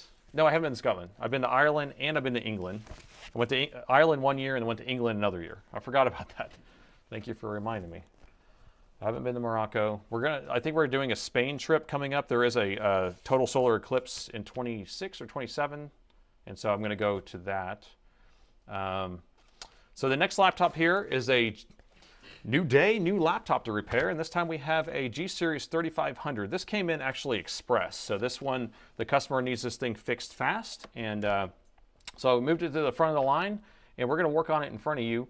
And so the issue is that it shorts out the AC adapter whenever you plug it in, and I haven't taken a look at this yet. Let's take a look together and see if we can get this figured out. I always feel weird whenever I do that opening, but some people get a kick out of it. I really liked Italy. Italy is one of my favorite places. Everyone's so nice. It's just so nice. And Spain seems like a very nice place to go to. I don't want to plug a charger into these machines. Whenever you have something shorting out like that, we don't know where it's shorting to. If it's shorting in at the GPU or CPU, we don't want to mess it up even anymore. But I'm going to press the power button and see if it does anything. It doesn't. So we're just going to skip straight ahead, not plugging in the charger. We don't want to blow out and make anything worse. So I will open up the bottom. Screws.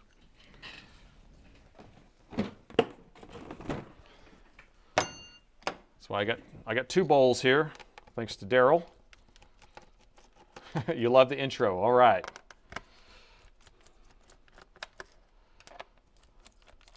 And I don't know where the intro came from. It just kind of like, I was like, I don't know, I'll just say this. There's something about, you know how like I walk in the shot on all those videos? It's because I think it feels weird to just be like, hi, I'm working on a computer. this is what I'm going to do. But so I like that walk in the shot type of thing where it just seems a little more casual. Do you know, there's that one YouTuber, Graham Stephan, he's like a financial guy. He sits like this. He sits like this in all his videos where he's like hanging over the edge of his chair. You know, this is what we're talking about, blah, blah, blah. It's like George Costanza eating an apple and being casual. That's kind of what I think's going on here.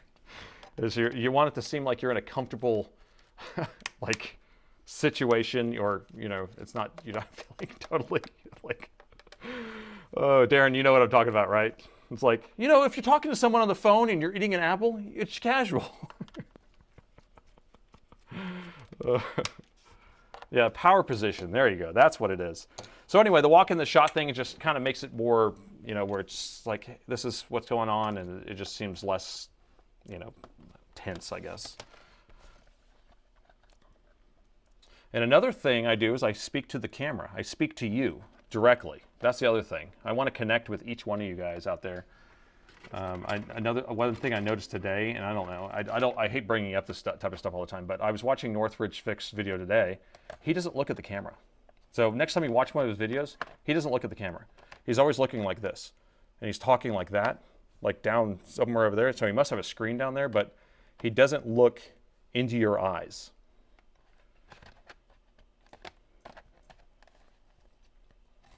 And I'm trying to connect with everybody, so it makes sense. You can't look into the camera either? Huh. Well, I don't have a screen. I mean, I guess I do have a little screen off to the side, but I don't look in the screen. I've gotten pretty used to it, and what I do, my trick is I have like a little a sticky note, a little piece of tape, and that's what I'm looking at. So I don't, the lens is sometimes hard to look at, so you just look at a piece of paper that's kind of stuck to the lens.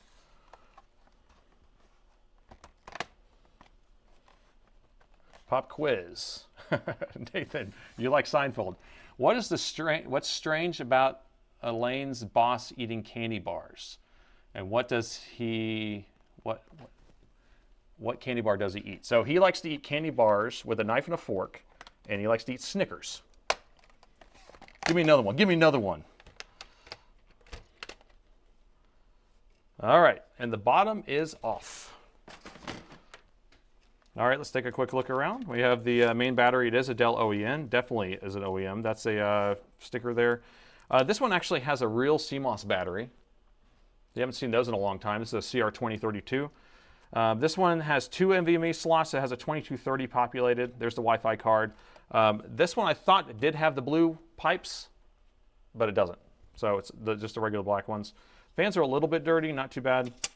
This one uses DDR4 memory. Looks like it has a couple 16 gig modules in here, and looks like they're not OEM, which could be okay, could not be okay. I don't know what brand this is. Time Tech? Sounds sophisticated. So let's just measure the main power rail and see if we have a short on the main power rail.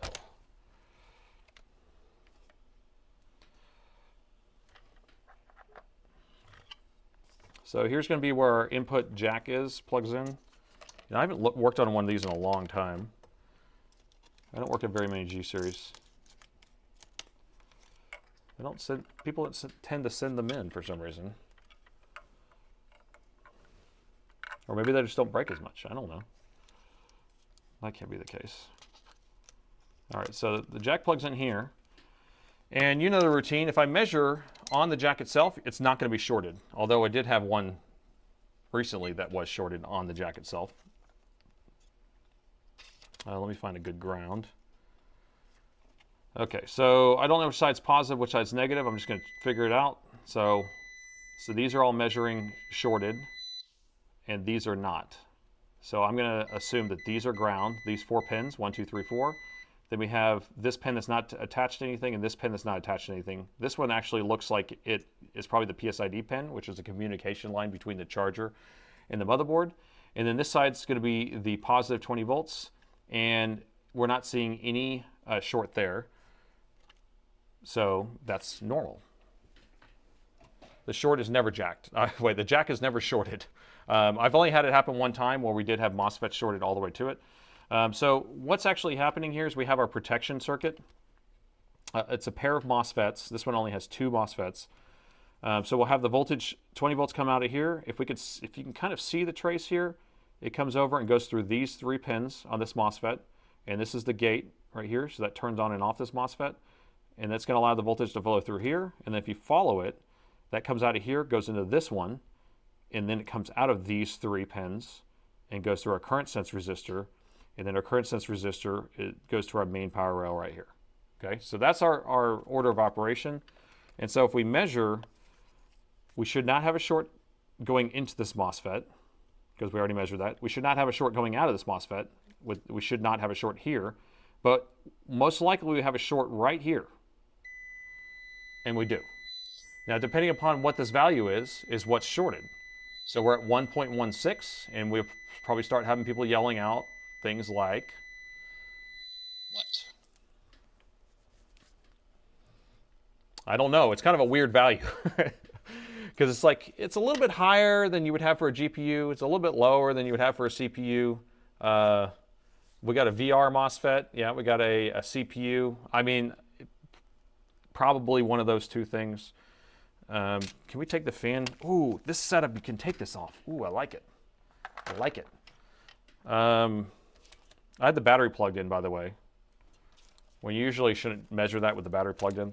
So I'm going to unplug the battery. We'll try it again.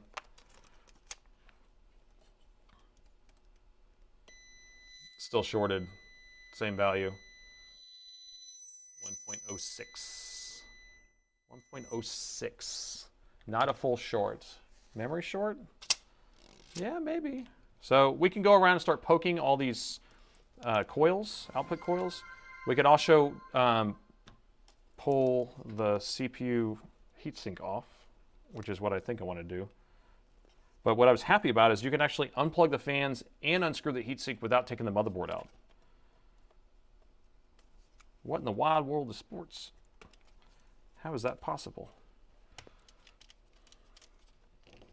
Fan connectors are on the same side. Yes, that's what I was impressed about. You never see that. Yeah, usually it's like, if you could unscrew the heatsink on this side, the fan connectors are on the opposite side. Or the fan connectors are on this side, and then you have to take the whole motherboard out because it's screwed on the other side. Blown USB hub. That's an interesting one. Let's see if people tried to power this board off of it. So I'm just taking this heatsink off. Take the memory out, okay. I rarely will see the memory shorted on this on a DDR4, but let's just do it. Still shorted.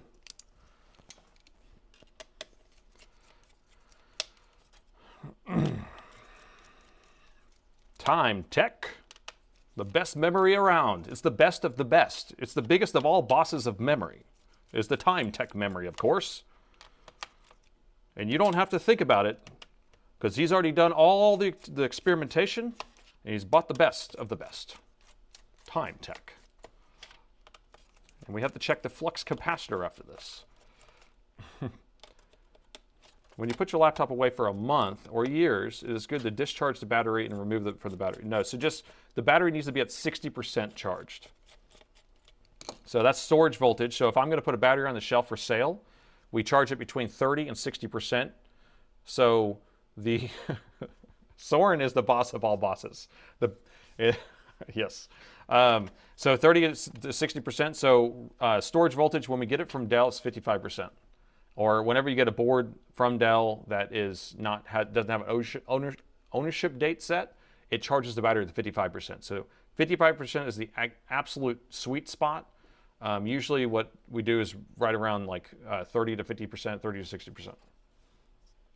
And the heatsink is off. We got stock factory heatsink compound. Looks kind of like clay. You know, I want to collect all this up, make one giant big ball out of it, and then make a mold of an alien head. That'd be pretty cool, right? Just keep scraping all this off and make a big ball of it.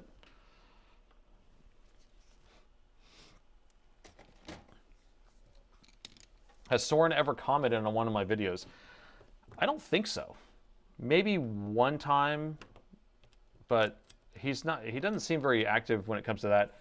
And the thing is that whenever I comment on other people's videos, I use my personal account. I don't use my Parts People account. So if you ever see me in the chat, because I've been on some of these streams and y'all didn't know it was me, so just to let you know, I'm Astronate.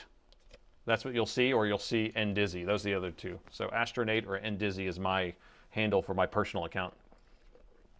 And so Darren, I've seen you and stuff, and Dave Unbranded, I've seen you and stuff, and I'm with JFix and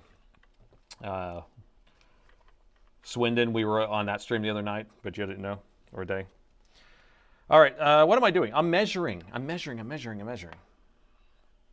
So we're going to go around and measure all these coils, and we're just going to try to find something that matches. Start here. 1.81. That's the GPU. No match. Here, I'll do it on the overhead and just zoom in because this is kind of hard to see. Is that good? Okay. So we started, I think these are the GPU's right here, although it could be these. That might be for the VRAM. Wait, what are these? These might be for the GPU. Wait a minute. I really don't know. Maybe these are, it's kind of a weird setup. What do you think, guys? Look at this. So we have these 4 here, and those have like the monolithic drivers. So that might go to this. And then this, I bet these are for the VRAM, which would probably be like 50 ohms, 78 ohms. These is 0.5, so I'm thinking that this is GPU. So 0.5 is about right for a GPU. And then these are 1.8, 1.8.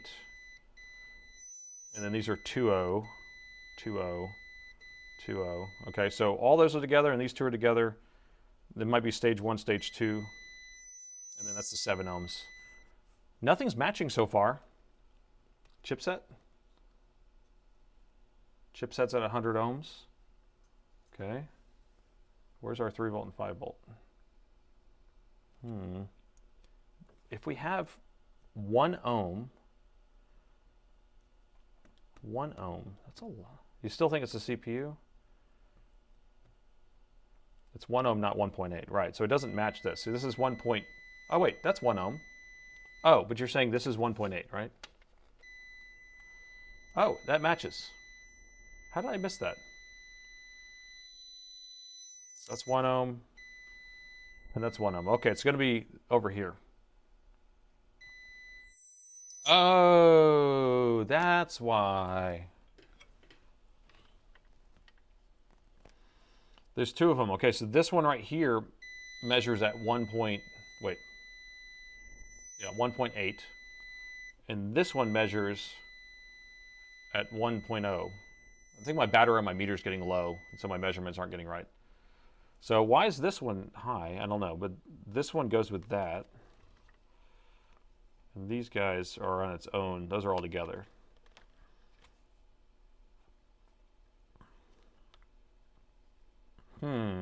Look at that. I see something. Could it be as simple as that?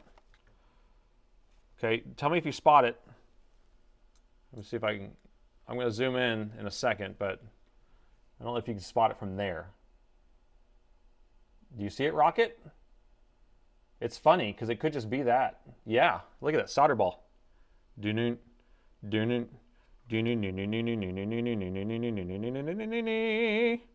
think it could just be that little solder ball there? Or do you think it's the actual MOSFET itself? The CMOS battery's still in. Do you think that? I don't think that's going to matter, but I can take it out.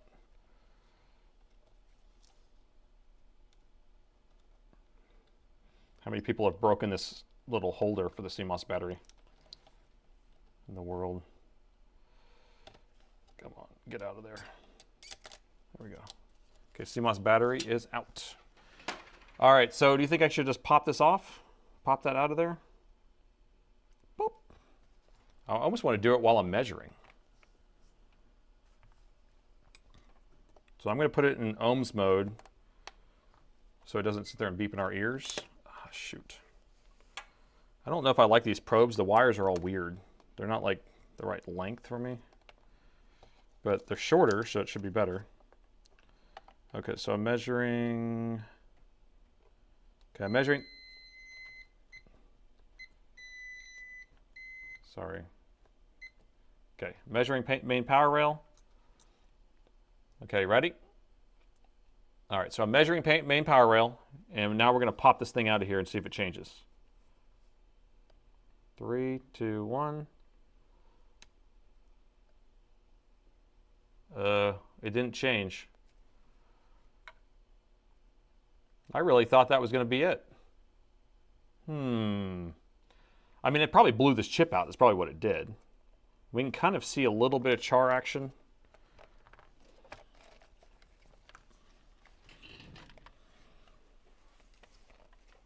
Let's see if I can get the right angle. Maybe a little bit of char action. No, not much. Let's do a voltage injection, I guess. It looks fried. So wait, where's PL 5001? Let's see where PL 5001 is. PL 5001. Where art thou? Talking about this? It looks fried. It's just darker.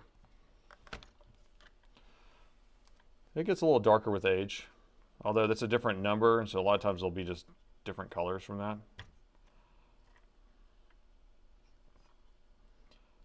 But we inject voltage, we'll be able to see it.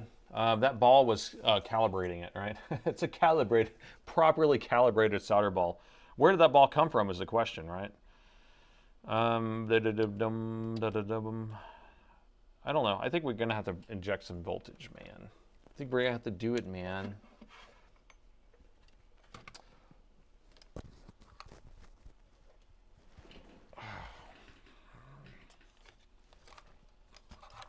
All right. What voltage are we doing? If we have one ohm. 0.5. We'll try 0.5. It's not going to be enough, probably. 0.7, 0.5. We'll start at 0.5. It's probably going to pull so little with 0.5. We'll try it. I need a good ground. Yeah, that's a good ground. Not really. Good enough. So I can hear it make a little bit of a whistle noise. So that means we're probably around 100 milliamps. This thing doesn't tell me, of course. 100 milliamps or so. But we need thermal. Go thermal. Oh, CPU's fried. Unless that's just that coil is what powers that part of the chip. But look at that little spot. That thing looks fugly. Do a physical inspection. We could do that. Well, we should do that in general, like we always do. I'll probably need to pull the board for that. But what I'm seeing here, because it matches, is that, yeah. I don't know if I'm saying that the CPU is toast yet, because if we had voltage through, these are all the main ones, right? If we had voltage through here and it's lighting up on the side, I would say it's fried. But because it's one of these just single stages, that maybe that's all it uses is that one little corner to turn on something. I don't know. I mean, I don't know how CPU architecture is. It just seems logical, like it might be okay. But so let's do a bypass. Let's do a bypass on the backside of this, see if it does light up on that.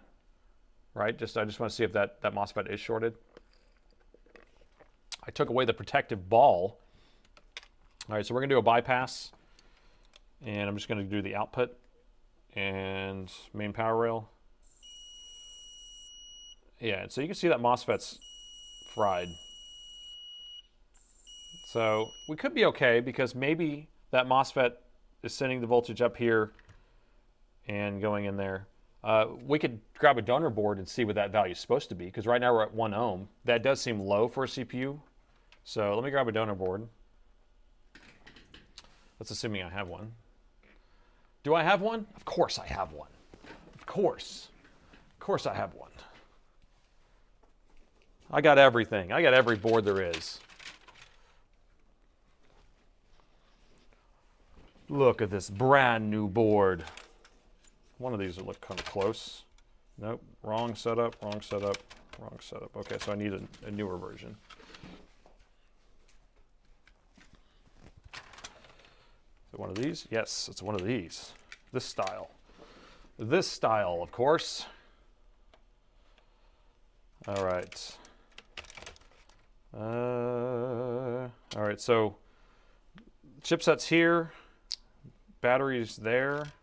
So I think some of these are kind of rearranged differently. There we go. Here's one that matches that chipset. It has a bigger GPU. Man, that thing is massive. Okay. So what is this measuring?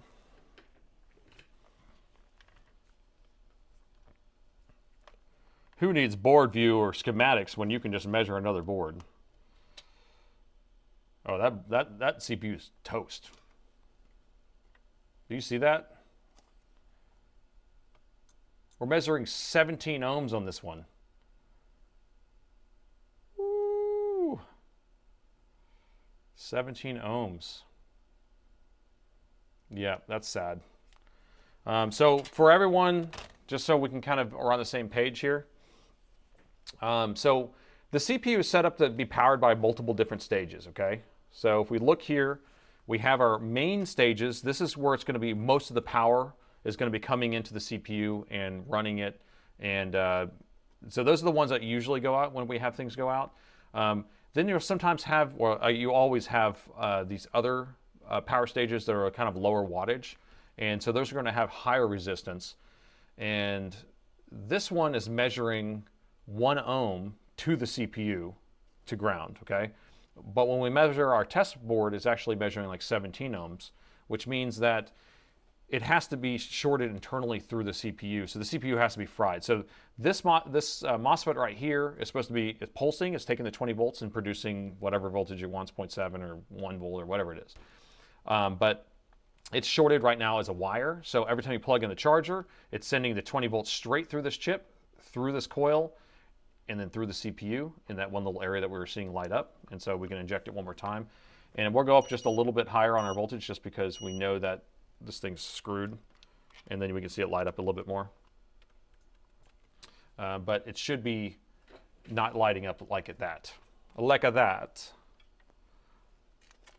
So pay attention to the CPU. And you see how it's lighting up on that corner of the CPU die, of the core. So here's our silicon. And you see it's right there on that one edge. So, and I'm only putting in 0.7 volts. So 0.7 times 1 ohm will give us our resistance, I mean our wattage, and we're not putting that much watts in there. Anyway, so this is unfortunate. That means the CPU is toast on this one. Now, in my stream on Sunday, we pulled the CPU off and tried to transplant it, and maybe we can try doing that at some point. I don't have any of this stuff set up for any of these newer. Well, actually, what core is this? I need to look at what generation this is. And I don't want to get in the business of doing this, by the way, either. That's not actually what my goal is. I was doing it for fun because it's too much work. Because you don't know if it's going to work. You're going to spend all this time. You're going to spend all these days. You're going to do all this work, and then it's going to be like, no, it didn't work. An SRH84. What is that, like a 10th gen?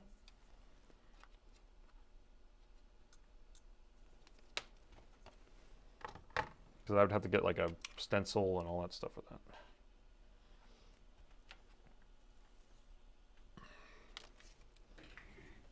Kentucky Fried CPU. Kentucky Fried CPU. And so I probably have a motherboard for this. I can install it, not a big deal, and just be done with it for them. That's the thing, is like these machines probably aren't that expensive either. I bet this board costs $250. So it'd be easier. We figure out a 10300. It's an i5 10300, so it's even a low end. So yeah, this board's probably not very much. It's not shorted though. You're telling me it's not shorted? How does this person know it's not shorted? If you buy all the chips reballed, it's easy. Yeah.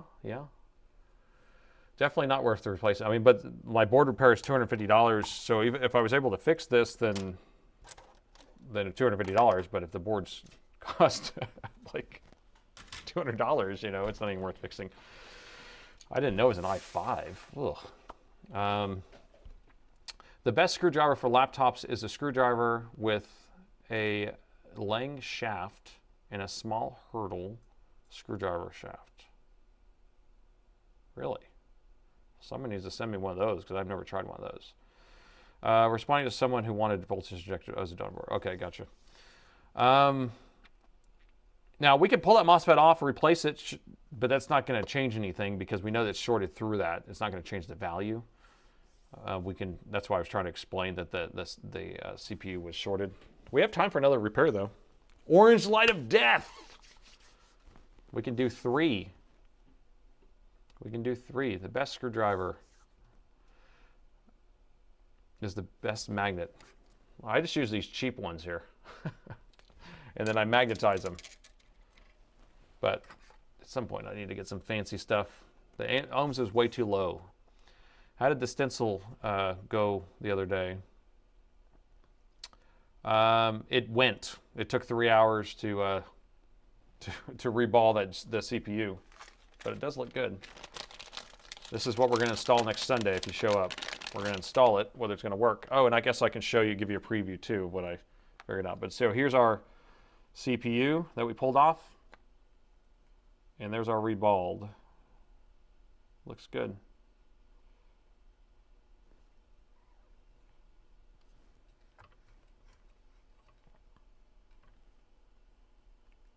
Looks so good. The balls are so good. So this is what I wanted to show you. And hopefully you guys will get a kick out of this because I got a kick out of it whenever I was like, oh yeah, this is a great idea. So let me grab the computer. So this is my plan.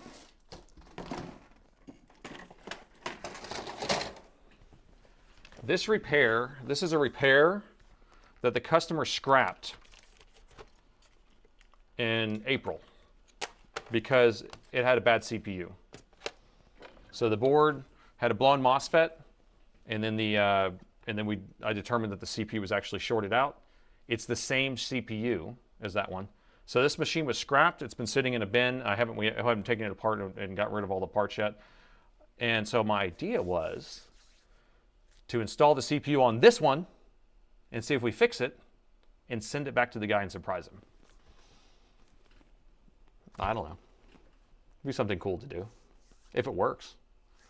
If it works, but the problem is my board heater that we're messing with makes these boards look like this because it's uneven heating. So we're getting some crazy bowing going on. So I don't know if we're going to be successful at doing this in the first place because of the kind of the warpage, because the heating area is like only like right here instead of heating the whole board. So I don't know if it's even going to work. Yeah, you can kind of see it right there. You see how it's kind of, it almost looks like a car with that's needs a camber adjustment.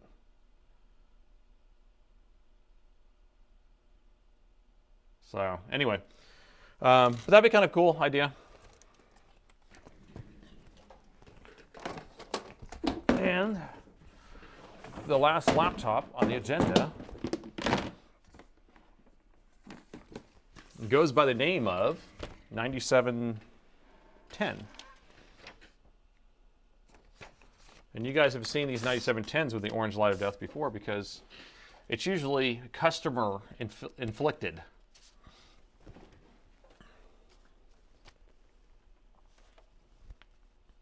So here's the note. Laptop won't turn on. I tried removing the battery and unplugging it in and it still won't turn on.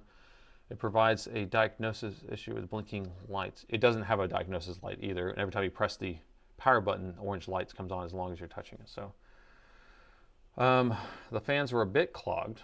I'm assuming that they cleaned it. Sometimes people will clean it before they send it in. Yeah, it's a 2021 model, so 9710, because it has a 10 there. It usually means the year. Usually means the generation of CPU also. Not 10, yeah. Generation of CPU should be a 21. So the 1 stands for 21. You promised this Christmas to buy a Dell. All right. Nathan only does Alienwares. That's right. I like that saying replying to now, because that was an issue I kept seeing, and maybe that's just a Twitch thing, because whenever people are talking to other people, it kind of confuses me sometimes, because, you know, there's so much chat going on. All right, so orange light of death, that's something, a term that I coined. So basically what's going on when we have an orange light of death is when you press the power button, the orange light will come on as long as I'm holding the power button. So I'm holding it down, it's orange. When I let go, it turns off. So I'm calling it the orange light of death. I don't know, it's just like the orange ring of light or death or whatever. So this usually, I've had this happen, a few different things cause this issue. So it's going to be EC chip, it's going to be the chipset, or it's going to be even a corrupted BIOS. And then I had a 9500 doing the exact same thing, except the machine would still run, but every time you press the power button, it would do it. And it was actually a ribbon cable going to the keyboard junction board. I don't know. In Austin, have you seen any Starship launches? They don't launch from Austin, I don't think, do they? I can tell you I see tons of Cybertrucks. I see tons of like that type of thing, but I don't see any of the Starship stuff over here. If blinking orange, that means battery. So it's a 4-1 if it's a battery, so it'd be 4 orange, 1 white, if you see that. Could be a bad CPU fan, no. This doesn't need a CPU fan to run. Let's plug it in, actually. I didn't do my intro, sorry. New day, new laptop to prepare. This time we have an XPS 9710. This one's interesting because when you press the power button, the orange light comes on. I call this the orange light of death. So I have it plugged in, power meters on the screen here. We're pulling 0.08. Let me do it all over again. I'm going to unplug it again, plug it back in. We kind of missed some of it. Yeah, most likely EC or chipset or BIOS. So it went to a, did it go to an amp for a second? Couldn't really tell. We did BIOS, we had an orange light of death that we did a BIOS on a couple weeks ago or a month ago or whatever. So when I press it, it goes up a little bit. When I let go, but it's just sitting there. I am thinking we have a short on something. Let's open it up and take a look inside. Oh no, I need more trays. Here, let me screw bundle this one up. So I've seen a bad cap on the chipset multiple times now on this machine. 3.3. Dave, what are you talking about, 3.3?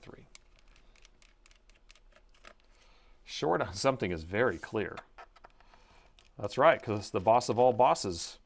Well, I don't want to, I could say it and then and then if it's not right, I mean, I guess I'm just guessing. So, but like I said, I've seen a short on the chipset, on a cap on the chipset multiple times on this particular machine. I've also seen it whenever they changed their SSDs out without unplugging the battery first. They've messed up the EC chip. So yeah. But the fact that it's pulling 0.09 makes me think that it could be the short on the chipset capacitor. And this is, of course, the hardest one to open. The most concurrence of all concurring. The biggest concurrence of all is the concurrence of the concurrence.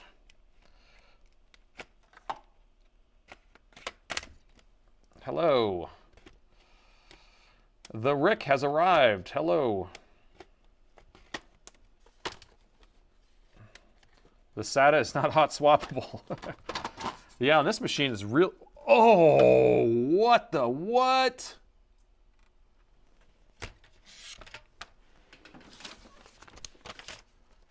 Okay, hold on.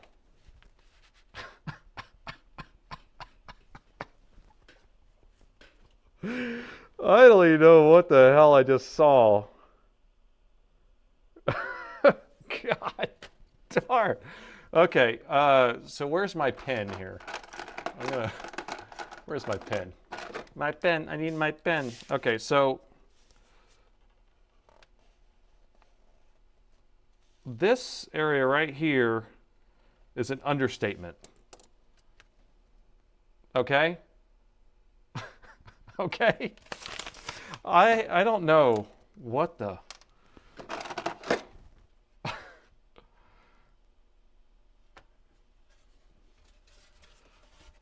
What the...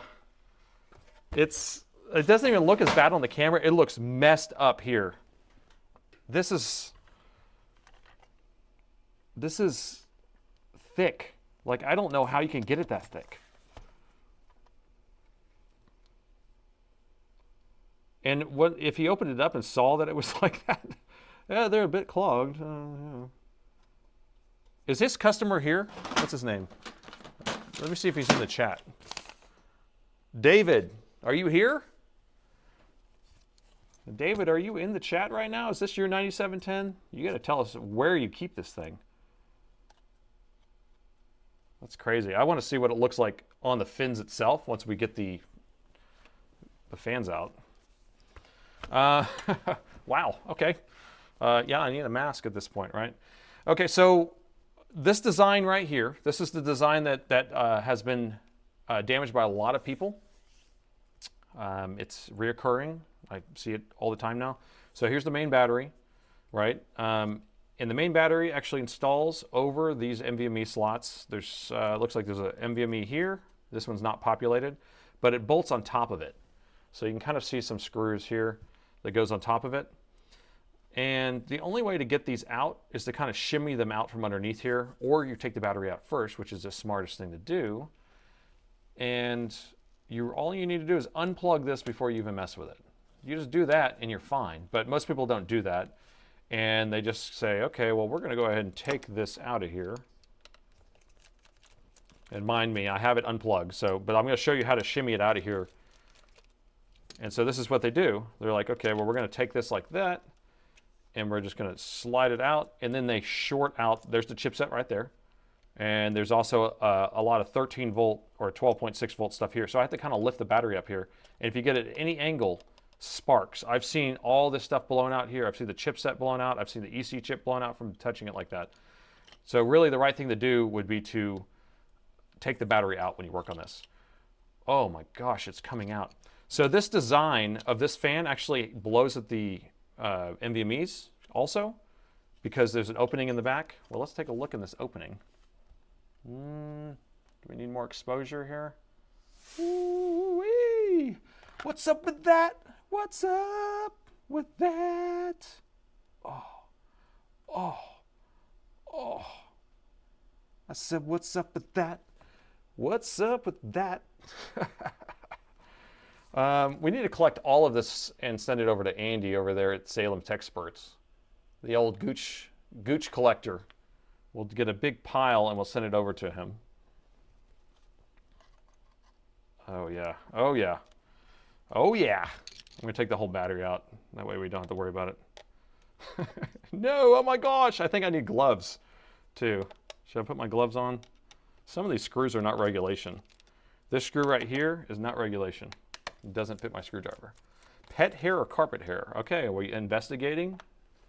We can go 90x. We can go 90x. We can see exactly what we're working with. Or David, are you in the chat? That's not that David. David Hines, that's not you, right? It's David A. David A. It's laptop. I don't know if he's in the chat or not, but this screwdriver takes an inferior screwdriver. Laptops like this is a war crime. This should be against the law to mail this. No, that Bedbugs laptop actually could not ship back to the customer because it was against the law for hazardous waste. All right, so we're gonna take this guy out of here. So this actually has the NVMe.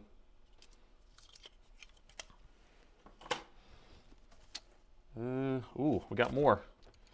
We got more. What's up with that? What's up with that? Ugh.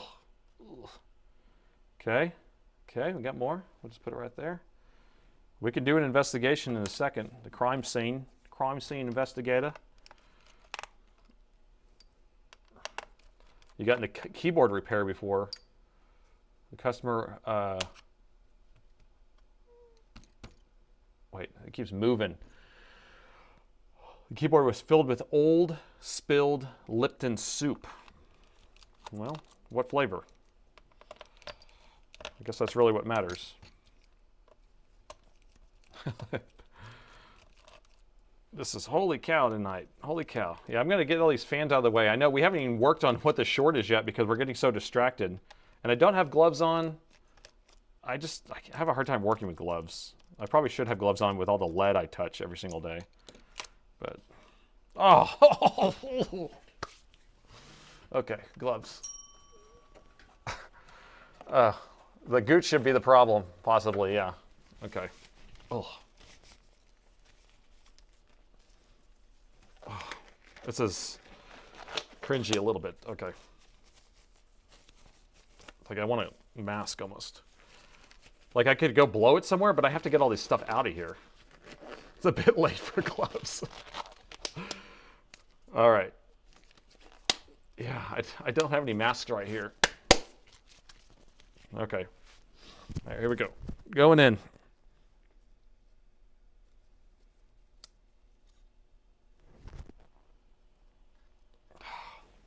So thick. It's so thick. Why is it so thick? Why is it so thick? I don't understand. It's like, oh. I'll try to get this unplugged. How could it be like that? How does this exist?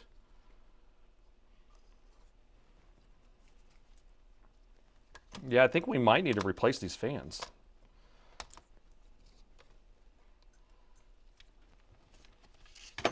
Look at this one.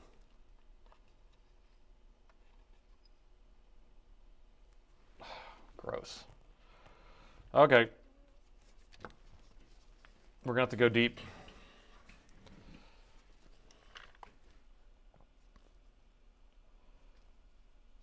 Yeah, I have a feeling this thing wasn't cooling very well. Just a guess. Like, look how filled up each one of those grills are.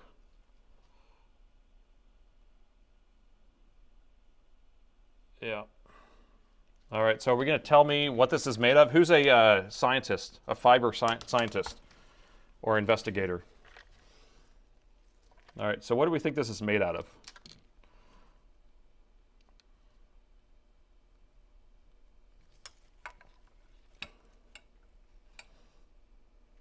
$90X? We haven't went down to $90X yet.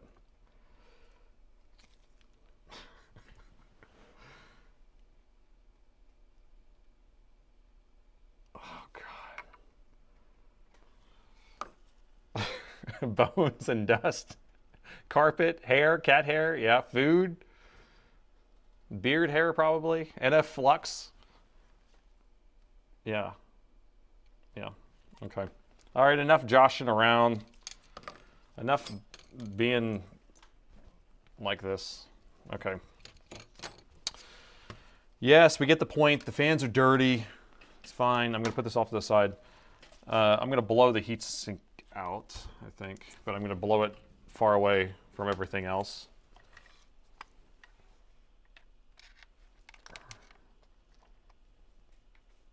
Is that packed full? How can you pack a heatsink full?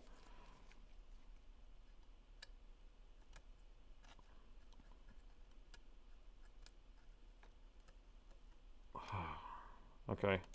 All right, keep your fans clean, kids. Dust mites, yeah. I'm gonna go over here and blow, and if I'm not back in 5 minutes, just wait longer. I'll be right back. I'm going to take it into the other room. I got a long cord here.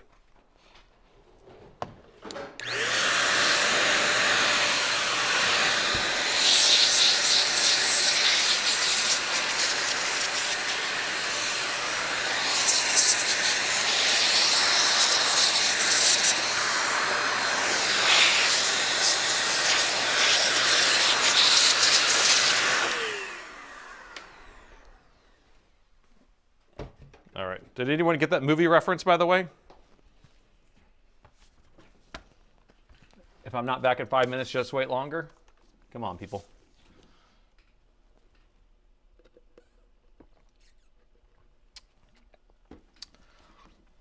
Oh, my coffee tastes like, yeah, Ace Ventura Pet Detective. My coffee tastes like skin mites. The heatsink is nice and clean now. What were we going to do? I want to plug in the charger, look under the thermal camera. I want to see what the chipset's doing. I want to see if that actually is what's pulling the 0.09 or something like that. So let's take a look at that. Go thermal. Look at that clear thermal. It's like crystal clear. It's like the best of all bests. Best of all thermal cameras. I don't even know where the chipset is. This is the chipset, this little thing right there. You can kind of see the square. It's the best of all chip. There we go. Chipset's on. Wait, 0.05. Chipset looks on. 0.05. We had 0.09 before, right? Oh, internet's dropping. I'm dropping some frames.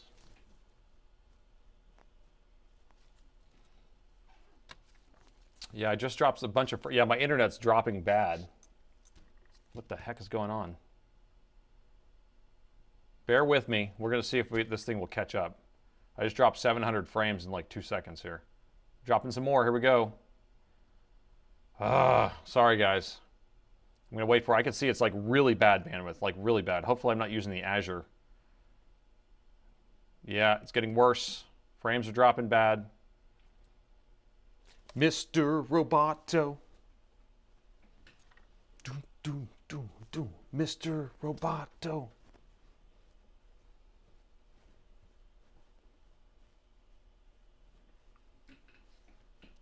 Don't crash. Don't crash. I'm just watching the frames go up. We just doubled. I just lost 1,600 frames now. Come on. You can do it. You can do it. You can do it. Wow, I could see Twitch is pixelated like crazy. Oh, man. Yeah. This is looking bad. The dust mites. The dust mites did it. This is the cause.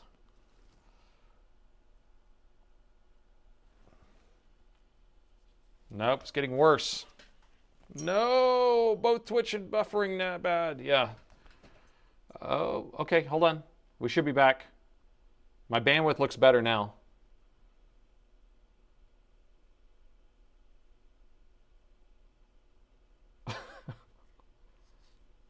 Okay, I think we're good. Okay. You just ate. Sorry, Rick. Okay, I think we're good. My thing looks like it's back up. We're good. Okay. All right, Roboto back on. We're past that. Okay. What was I doing? We're plugging this in. We were going to see what the thermal camera was saying. Where's the t-shirts and merch? I have a link inside the video description.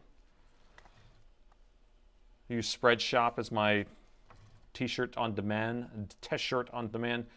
So the chipset looks like it's coming on, which looks good to me. I'm going to measure the voltage on the chipset itself. If I can find a good ground.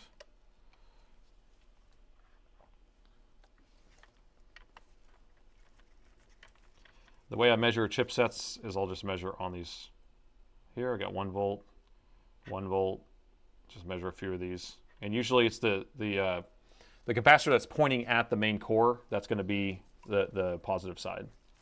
So that's got 3.3 and 1.8. So we have all of our voltages here on the chipset, and chipset's coming on. I almost wanted to touch my face. Oh, don't do it, don't do it. Cat dander, Comcast. No, I have Astound, which is like Grande, Astound. That's what I have. I still haven't gotten my fiber yet. Fiber. Oh, dropping frames again.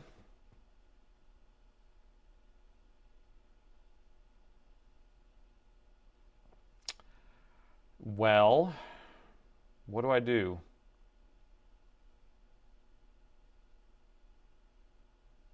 Is other people going down? I mean, I know Azure was down earlier. Are we having issues with other carriers?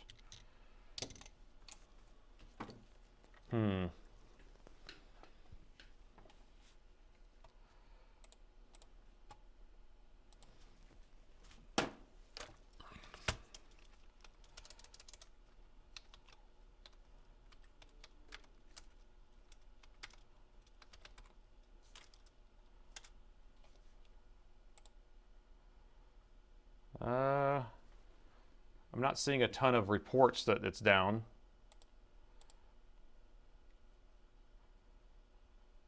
So I don't know what's going on. I don't know why we're having so much issues. It's been good all night. I mean, now it looks like it's good again, so I don't know what's going on. The next step, okay, so we have our chipset. It is detecting, we are measuring our 3.3, 1.8, and 1.0, right? So we're getting our 3 voltages to our chipset, which is a good thing. But we're not getting our main power rail to generate voltage and start the machine up. We're also, BIOS. It's probably a BIOS. I'm thinking out loud. I'm sorry. I want to take these gloves off. I hate working in gloves. And now that I have this board kind of cleaned up, I could probably take them off. So remember the 3 things that we're talking about that could cause this orange light of death. It's going to be the chipset itself, which I don't see a short on the chipset. Chipset has all of its voltages. That's all looking good. EC chips are going to be the other thing, or the BIOS programming is going to be the other thing. And because we are getting all of our voltages on our chipset, it leads me to believe that it could just be a BIOS issue. But let me plug this back in. I just want to see what we're doing.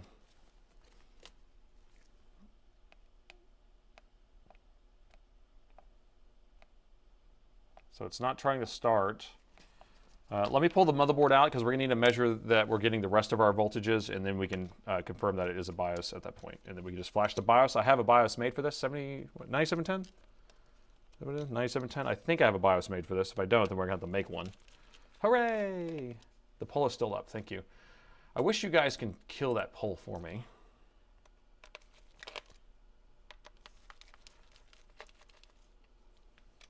All right, poll is it the BIOS, so you're going to make one now? Yeah, you can do that.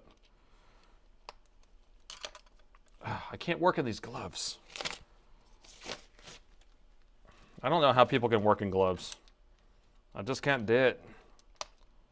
Can't do it. What time is it?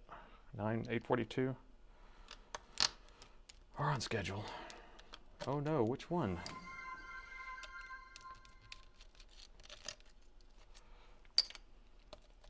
So we have a new poll up. It's basically asking, do you think it's going to be a BIOS issue?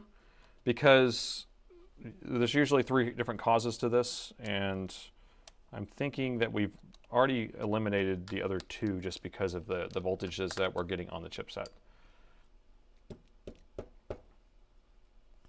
Did not upgrade the internet yet. No, I have not upgraded the internet because I have not. They have not reached out to me yet. They had just told me they laid it in the building, but it doesn't mean that they have like all the account stuff set up or whatever, or they have to run it down there. I need to call them though. And for all I know, I could actually just call the carrier I have, which I'd almost prefer that, and just upgrade, because I've had the same setup for a couple of years, so they might have a faster setup anyway. Where's my secret screw? Oh, it's underneath the heatsink. I forgot. You have to take the heatsink out. You're a mechanic and you know how it feels with gloves. Yes. And it's funny because like even when I do dirty stuff like that, I can put gloves on, like if I'm painting or something, or no, it's really staining, I guess, is when I wear gloves. But whenever you're trying to do detailed things where you're like using screwdrivers and stuff, it's just the gloves are too big. I use a lot of work gloves when I'm doing stuff, construction stuff, because I'll do like remodeling and things like that. And I'll wear, the Makita has like really nice form-fitting work gloves. Not Makita, Milwaukee. There you go, Milwaukee. And the heatsink is off. Ooh, there's some more of that clay stuff. We need to collect it up. Max fiber upload is, here is 125 megabits per second. Yeah, right now I'm at 50 upload, so I have a gig down and 50 up. Kind of weird. But I don't think mine's fiber, because it would be, what would it be? What do you call it? When it's synchronous, I guess?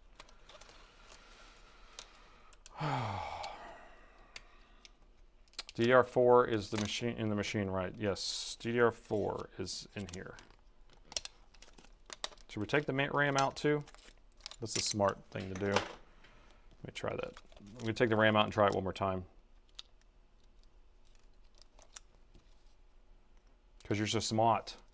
Power meter, 0.05, and it's not doing anything. I don't know why I was pulling 0.09 before, but it might be because it had already, now it has a CMOS reset, it's trying to start differently, but.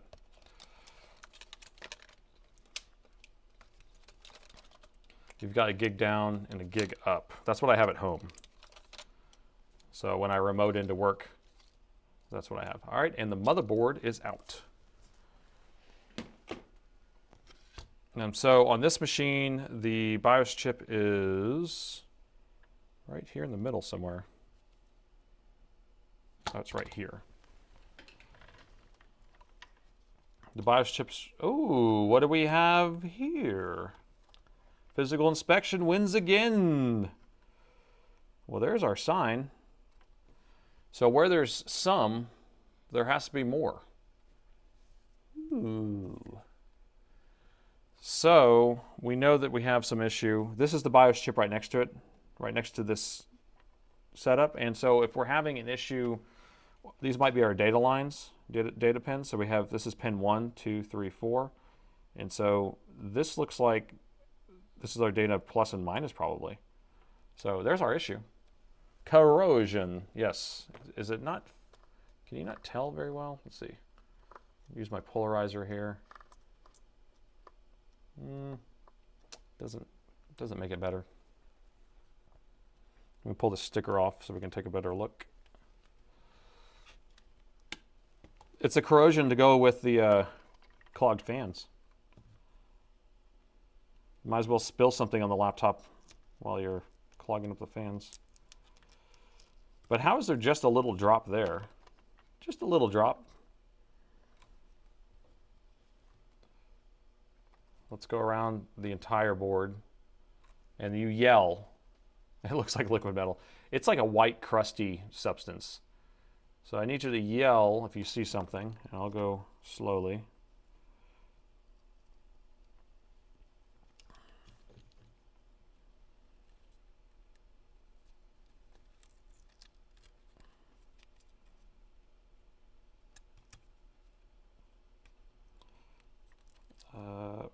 You always look at under stickers, because there's always something under these stickers. Always. It's weird that it's just one drop right there. It's like someone was trying to mess with me.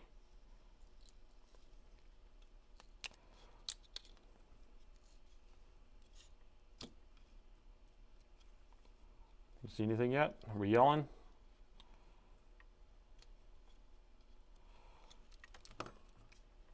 So that looks okay. So now we're going to go back to where we were. So that's the corrosion area. I'm going to work my way up this way now.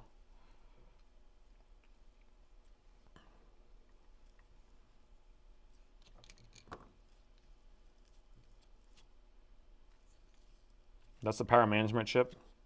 That's what controls the charging of the battery and the main power rail.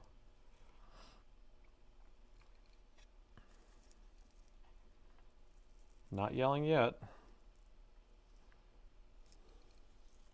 And that is the EC chip right there. BIOS chip, EC chip, communication pins corroded. Weird. pull the sticker off too. Nothing under there.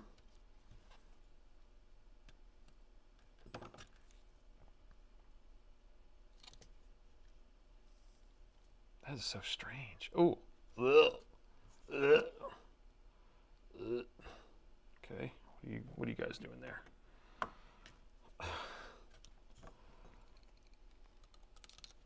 All right, that's good. Flip it back over. And Q, welcome. We got a new Prime sub. What's up?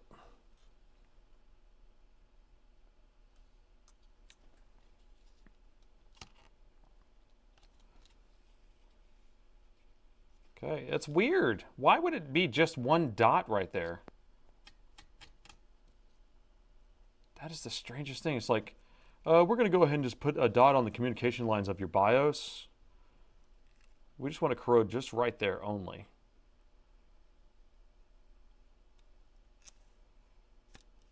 I'm going to look at the palm rest in a second. See if we see a drip through it, or maybe it's near the touchpad or something. Maybe there's just a drip at one point. Maybe he sneezed from all that dust. Smitten! Smitten! Welcome, that's a Prime sub. Sub-a-rub-dub. We got a new hype train started. Do it. Do it. Yeah, so here's what I'm thinking happened. So he has a lot of dust in his house, and then he just sneezed, and this chunk just flew onto that. So I'm not going to put this whole thing in an ultrasonic cleaner just to clean that one spot. But I want to look at where this is. This goes like that. And the spill dot is right here. Let's see, right there. And that lines up with right here. Okay, which lines up with a spit hole. Right, a crack in his touchpad at the very top where he could have sneezed right through it. What do you think? Welcome, thanks for the Prime sub. Yippee! What are we thinking? What are we thinking?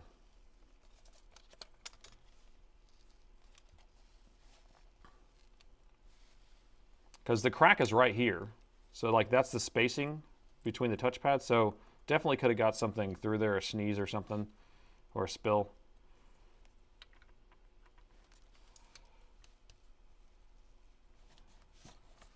And we'll just look at the junction board. All right, I think all we need to do is just clean that with a toothbrush and we're done. And that's it. And Bob's your uncle. All right, let's get to it. There ain't nothing to it. There ain't nothing to it. You put a crack in the palm rest. No, in the touchpad. No, what I was trying to say is that when you have a touchpad, excuse me, there's a gap right here, right, all the way around it. And so that spill lines perfectly up with like right here at the top, right there. So a drip could have went through here. It could have just been a little splatter of a drink or something that just went down that little crack and just dripped through. Just the smallest little drop. But it happened to land bullseye on a spot that you don't want any liquid. So we should be able to just clean it. And this laptop needed to be cleaned anyway, right?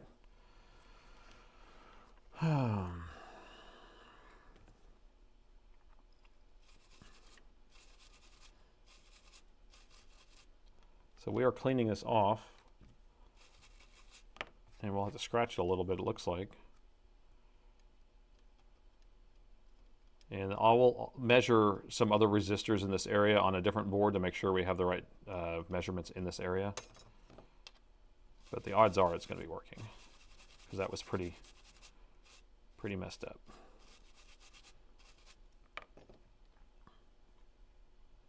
And it makes sense because we were talking about it being a BIOS issue, and if this is our BIOS chip, and these are our data lines, 1, 2, and they're going to this corrosive area, then yes, it 100% makes sense, right? Dry that off. Okay. Shall we? That's all it took. I won't charge him for a full board repair for this. This would just be like a diagnostic charge most likely, but we'll see. All right, here we go. Cleaning corrosive will fix it. No, he leans to corrosion at least. Oh, okay, here we go. 0.07, 0.06, 0.05, and that's all it's doing. We didn't measure. We should have measured the resistors. Let me measure those resistors. Yeah, the BIOS could be corrupted, actually. You're right. And maybe it was working for a little while, and then the BIOS got corrupted after that. But let me just measure these in circuit and see what measurements we're getting, and then we'll grab another board and measure it in circuit.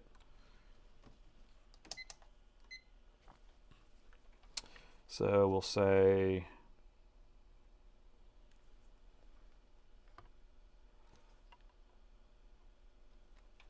Let's see. Darn it. Trying to get this focused. Every time I press down on the board, it goes out of focus. There you go. Okay, in circuit, we have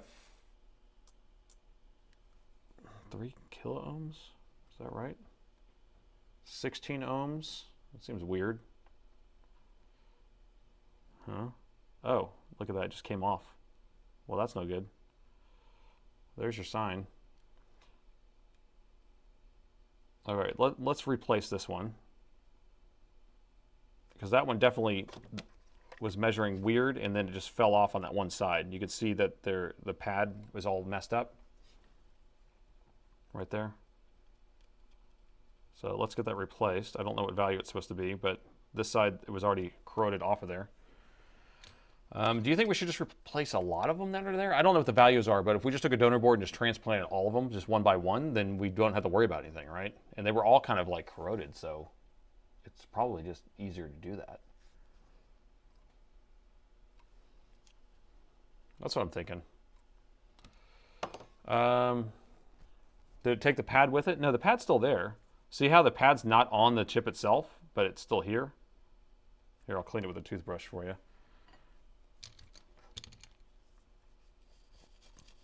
Yeah, the pad looks nice. Looks very nice.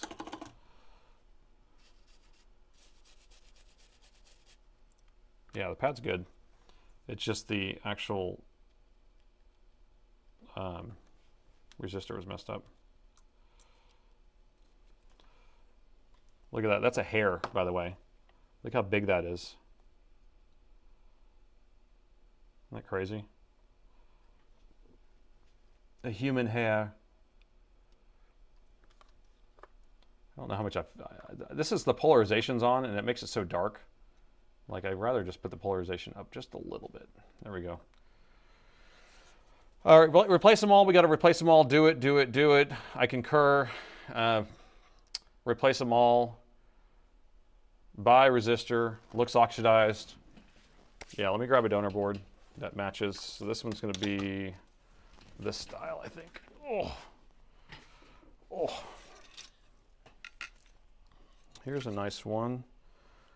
Brand new. Brand new. Let me see if it's the same setup. This one looks like it might be the same setup. Let's see. All these have like subtle variations. There's like a bunch of these versions, so it's not always like just grab the same board. Yeah, see how this looks totally different right here? Different setup. Wait a minute.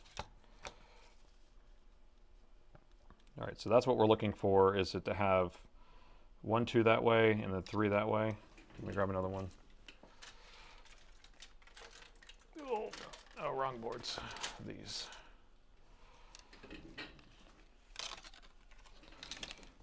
I'm trying to find one that I already took parts off of. 97. This one. This one should be it. This is the golden ticket. We got a golden ticket. Yes. No? Yes. Yes. Okay, so we could take all of those resistors and transplant them right there. Is it the same setup? Do you concur? Concur. We got to concur. Got to concur. All right, cool. Love it. I love it. All right, let me get a drink of water, and then we will transplant. So I'm going to have to do one at a time because I don't want to get mixed up. So some people will do like, let's pull all these off and do it. So I'm just going to pull one. So I'm going to take all of them off. We concur.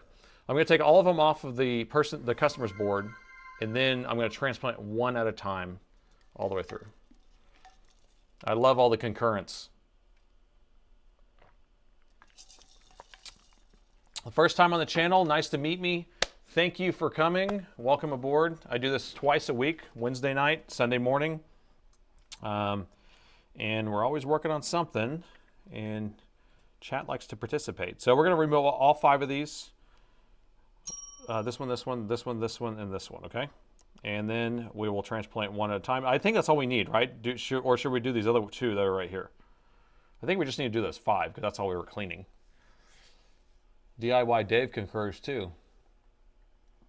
First measure in case you lose them. Ooh, I can't measure them in line though, in circuit. That's the problem. Because you sit here and measure them and then it doesn't really tell you anything. So, like, yeah, I can measure them here, but then here, we'll just do it real quick. Okay, that's a 15 ohm in circuit. 15 ohm in circuit, which is a weird value, by the way. Didn't work. What didn't work?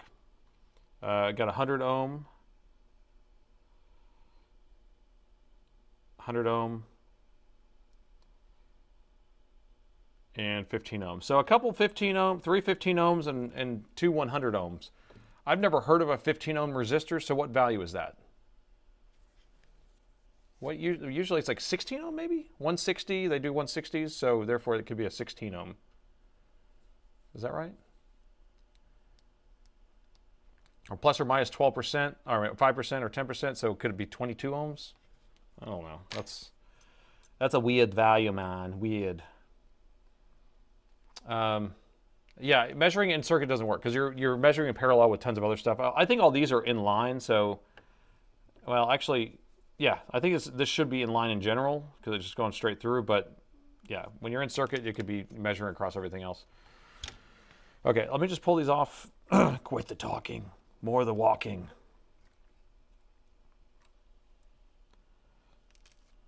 People don't like it when I babble on sometimes. 20K, okay, or 20 ohm. Step by step, day by day.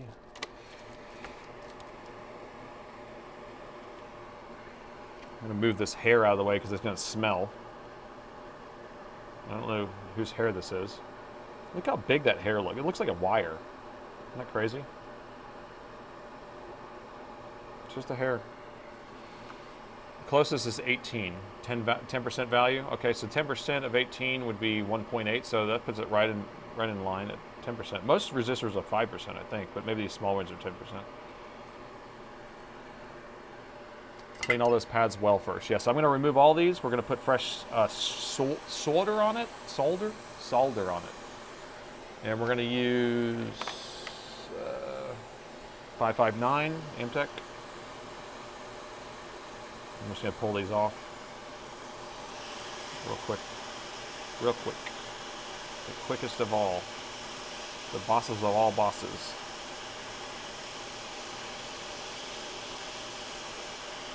Yeah, that pad looked pretty bad too.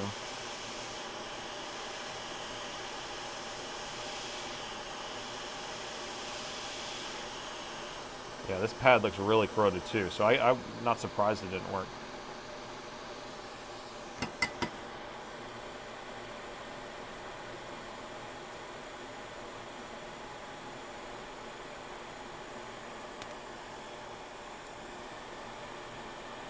Clean it.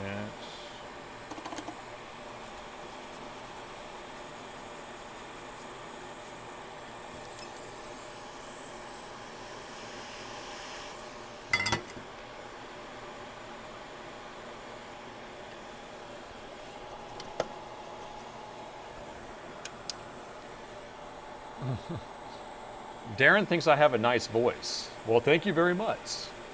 With all my voice impressions that I do, it's that Jeff Goldblum in me.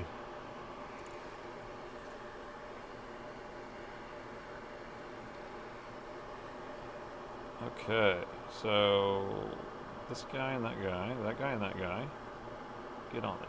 Get on there. That guy and that guy and that guy.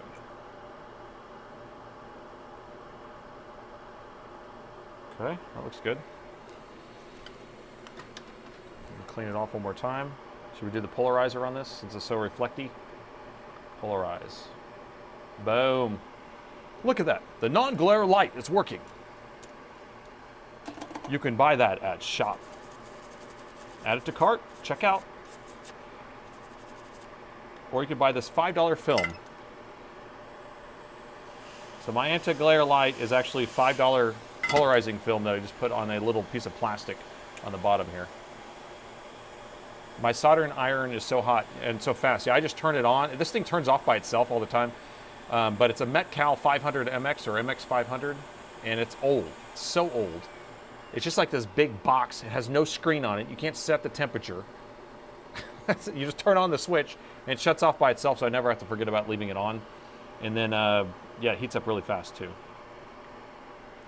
So I don't know if it's good or bad because I haven't really used any other ones.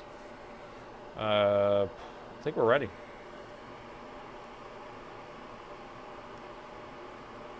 I think we are ready. Okay. Should we use hot tweezers on this one? Maybe we should just use hot tweezers. I don't know. The thing about hot tweezers is it's just kind of like hard to get them to heat up on one side. But those are small resistors, so they should get hot enough fast enough. Yeah, let's do hot tweezers. Okay, so I have these guys. Let's flip a switch, and now I'm in hot tweezer mode. Hot tweezy mode. Clean off the tip here. So these are dual soldering irons. Absolutely. Abso-freaking-lutely, Premise says. I concur, Premise. Here we go. So again, we're doing one at a time. Maybe like this. I'll grab that one. Ooh, that's easy. Ooh, that's easy. Set it down. Oh my gosh! Ooh, that was easy. Hoo-wee! Oh yeah, I love it. Sorry, it's hard. I have to focus because I'm putting the boards on top of each other. So I have to keep turning my focus. Okay. Okay. Oh, it's the only problem. Now I put that other one on there first, so I'm going to adjust that one in a second. Let me get these on here.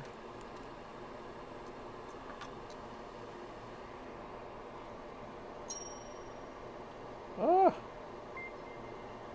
What did you say? $5. Thank you, Daryl. You the man, Daryl. Daryl keeps sending me all sorts of stuff, too. I got some more of these fancy Q-tips from him. Come on, get in your home. Now I'm having a hard time with that one because it's in a weird position. I'll fix it in a second, I promise. Let me grab this last one here.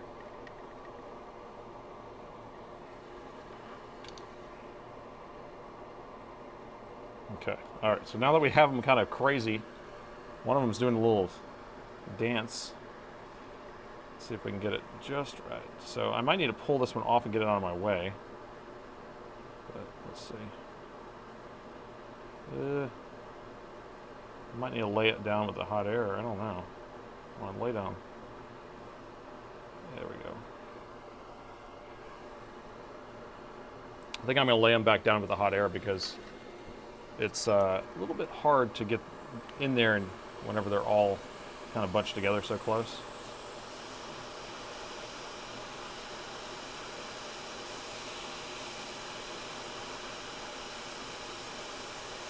There we go.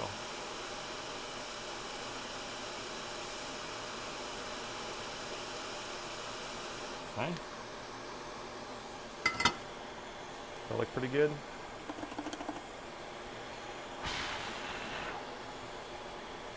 Make sure it's cooled off.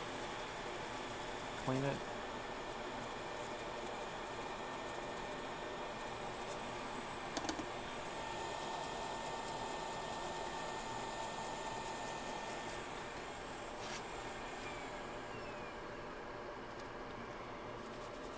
These two look kind of close together, but I think they're fine, right? I can't tell. My polarizer is so messed up, or it's making it so dark. Are those supposed to be touching or not? Let me go on this donor board.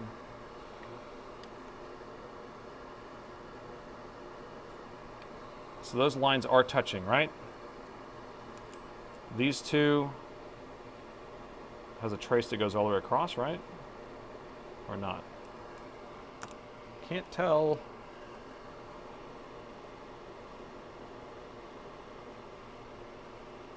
Yeah, it's 0.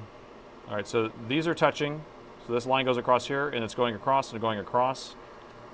And so if that side looks like it's kind of touching, then it's okay.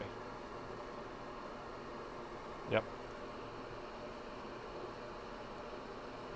I could try straightening them. I could try straightening them, but what do you think? Should I try reflowing them, or should I leave it the way it is? Probe them. Yeah, I mean they're fine because they're supposed to be. Because this is supposed to be 0 anyway. And from here to here, we had 15, right? Before, or 100. These are both 100. That's right. Oh, that was a 15, and this one's 100.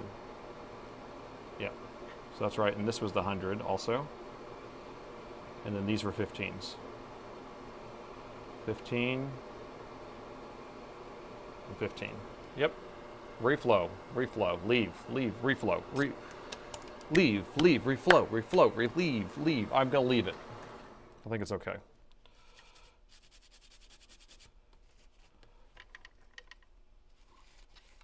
From a distance, it looks just fine. Yeah, so it's just that one edge that kind of looks closer, and since they're supposed to be touching anyway, that's fine. All right, is it gonna work? Don't push my luck. I don't want to keep heating that area anyway. Like a pro. Oh, man. Okay. We're having fun now. Is it past someone's bedtime? You guys want me to hurry up? It's almost my bedtime. You notice that trace is really dark. Trace 1 is looking very dark. All right, let's see. Trace number 1, looking very dark. Trying to get this stuff off of here.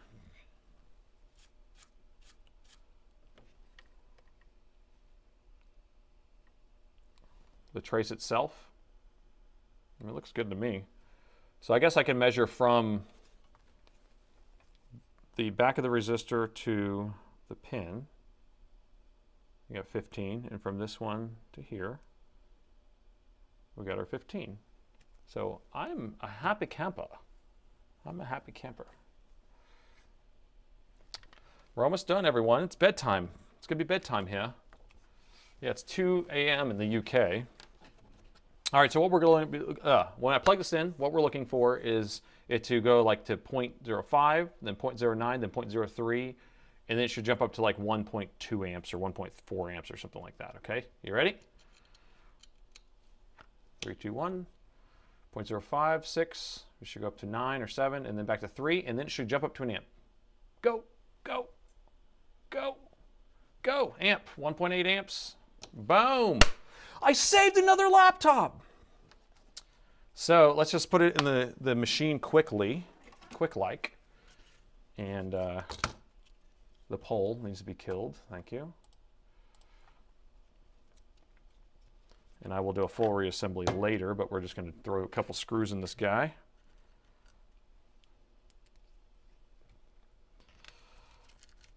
Need to build a circuit board for a living. Ooh, Gritty got some bits happening. Thank you, Gritty. I can always count on some bits from Gritty.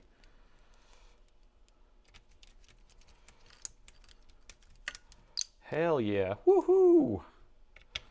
Yeah, that's an interesting one, right? So we can just kind of guess what happened, and it's just strange that it happened to be right on the data lines for the BIOS, right? But just based on the symptom, we knew that it was going to be one of those issues. And we will see if we actually have a corrupted BIOS after the fact. Let me get a stick of RAM in here. But based on what I saw for the startup process, 0.05, 0.07, 0.03, and then jumping up to that 1.8 amps, to me it looks like it's about, it would post. So we're going to get a Dell screen, and probably we'll get to the BIOS.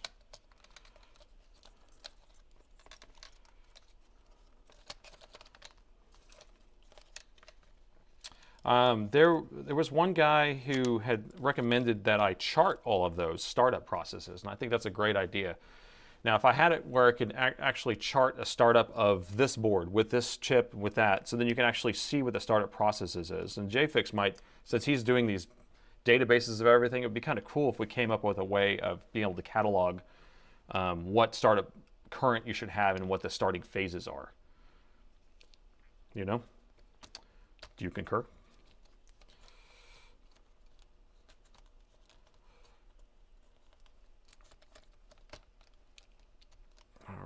I'm just going to throw a couple screws in here so it doesn't fall out, because I've learned my lesson with that. With just barely propping it in here and trying to turn it on, and the board kind of falls out. One more. There's no real good spot for another screw on this.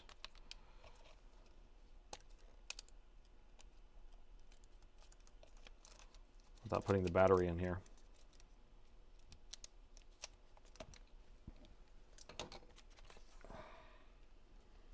Oh, got to plug in the screen.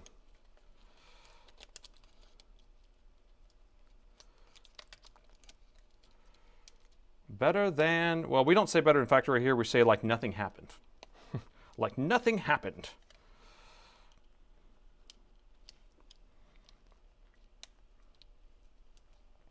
Why can't I plug this in?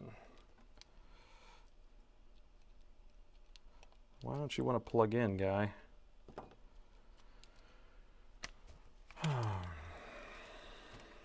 We don't care about the fans for a quick test, that's right. I'm not even going to worry about it. All we're trying to do is turn it on and get a Dell screen. Now this machine does run pretty darn hot, I can tell you that. I hate these connectors. There we go, snapped in. So one's the actual LCD screen, and then this is the camera. The CCD. It's funny because they don't use CCDs on these machines, but they have the connector labeled CCD. I don't know. I don't know why they do that. CCD is a type of digital camera sensor, but they don't use them very much anymore. Okay.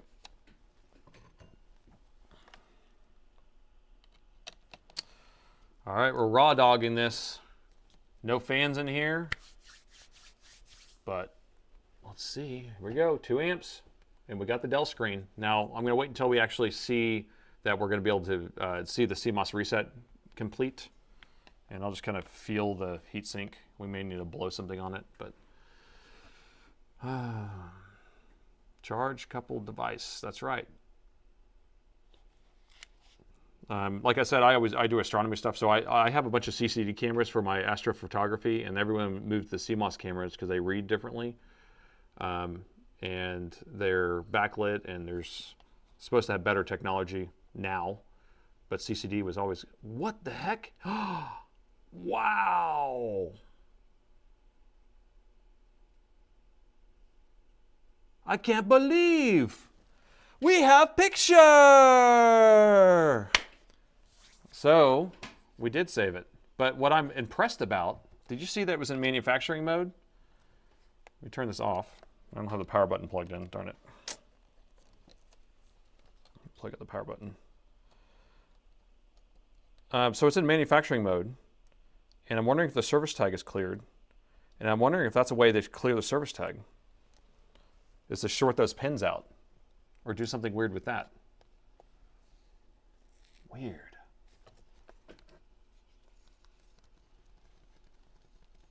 Raw Dog Repair Shop. So manufacturing mode only happens whenever I clear a BIOS. Whenever I rewrite a BIOS with a fresh BIOS, it does that. Look, service tag's cleared too. What? Proper nice. Proper nice. I'll make sure I have one of these BIOSes, but if I don't, then I'm going to take a copy of this BIOS because it's already cleared. It doesn't have a service tag in it. So, so we're good to go. That's a proper nice. Proper nice. So 3 for 3. Well, we went through 3. One of them was not repairable, right? Because we had a bad CPU on that one. One of them had a bad GPU, but the laptop was running. We did get it up and running. And then one of them, we got it actually to function just fine. So we were able to fix that one. So that's pretty productive night, I would say. That's worthy of a like, right? How many likes do we have on this video? It says we have 4,000 views. Do we have 4,000 likes? Back up the BIOS. Yeah, I'm going to back up the BIOS, you know, as a make sure I have a copy of it in case anything goes wrong. I'm going to clean my desk off. We have 379 likes with 4,000 views. Weird. Sounds weird. Sounds weird. That's a weird ratio. No easy lasagna tonight. So if we, so we do this twice a week, right? So Wednesday night at 6 p.m. Central Time, and then we also do Sunday morning at 9 a.m. So on next Sunday's stream, we're going to finish what we did last week, which is where we pulled a CPU off of a motherboard, reballed it, and then we're going to reinstall it into a new machine. I have a laptop here that we've set aside that was a scrapped laptop that the customer did not want to pay for a motherboard replacement because the motherboard failed earlier this year. It's been sitting around since April, and so if we install the CPU in there and fix that, then I'm going to send it back to the customer. So I want you guys to think about tuning in for Sunday morning stream and see if we can get that working. Let's see if we can get close to 600. So our goal is to get 600 likes on this video before the end of this video, which would be great. So just press that button real quick on there. Anybody on Twitch? We got 52 people on Twitch. Most of you guys are probably all followers, but if you want to tune in next Sunday, you know, try to bring some friends. And anybody on YouTube, I'm trying to get my Twitch count up because I only have 52 people on Twitch. I'm trying to get that Twitch count up, and so if you guys want to try out Twitch, I don't know. I don't know whether it's better or not. It'd be nice. Oh yes, daylight saving times ends, so it's going to be, and I'm in a daylight savings time. So right now I think we're -6, so we're going to go to -5. I can't remember exactly which way it goes. Maybe it's -5 and then goes to -6. But that's what time zone I'm in. And Twitch has constant commercials. Ooh. But okay, but if you use a Prime sub on it, then it makes the commercials go away. I know that. I just don't know if you have Prime. Twitch works great. Oh, is anybody dressing up for Halloween? I want to hear everyone's costumes, if you are. I haven't decided what I'm going to do. I have kids. I got teenage kids, and so they are dressing up. And we used to do a family dress up, but I haven't done it in a while. You get an extra hour of sleep. Yes, I get it. Fall back. Oh, no, spring forward, so you get an extra hour of sleep. You're scary enough without dressing up. Deadpool, that's a cool one. An LED outline man. Did something happen? Montgomery, what do you mean did something happen? Only if everyone hits if we can hit 600 likes in this video, then something will happen. We got some more follows going. Okay, those people are coming over to Twitch. Thank you. So yes, come over to Twitch as much as you can and I'm trying to get that view count up. And I think you have to actually like participate in chat for them to even think that you're a viewer. I don't know. Twitch is being kind of weird. It's fall back. You're 77, you're too old for Halloween. Yeah, well, but you could dress up as a 25-year-old. Put a backwards hat on and just like be like, hey, what's the Riz? And like open the door and just kind of like, you know, that'd be fun. You watch them both all the time. Oh, well, then that's helpful, have them both going. Twitch, don't you dare not count my views. Well, because we did this test the other night where we said, okay, I want everybody who are watching right now write in chat and just say hello or say hi, and if you haven't chatted or whatever, and you'll see the view count go up. So right now it says 53 or 51, and then if I had everybody right now on Twitch say hello, and at the same time, boom, it like the view count starts going up. It just like flies up because there's actually more people viewing than, because they're not counting the lurkers anymore apparently. That's like their new algorithm. So yeah, thanks for the stream. I appreciate everyone joining in. This is usually my 15 minutes or 20 minutes, 30 minutes or whatever, just kind of question and answer. So you guys can ask me questions. We'll just hang out for a little bit. I start getting a little bit tired at this time because I've been here for 14 hours. You're dressing up as a MOSFET. Ooh, one of my, we used to do costume dress up competitions here at work, and we haven't done them in a while, but one of my employees out there in the warehouse dressed up as a CPU. Yeah, that was pretty cool. Hello. Welcome. See, people are saying hello and see the numbers going up. The number is going up. 489 likes. Come on. What's the bourbon of the week? Right now, I'm working my way through Old Forester 1920. Old Forester 1920. And then I have a little bit left of my, whatever you call it. Darn it. Why did I draw a blank? Smoke wagon. My smoke wagon's almost gone. I probably could do one more drink tonight and then that smoke wagon would be gone.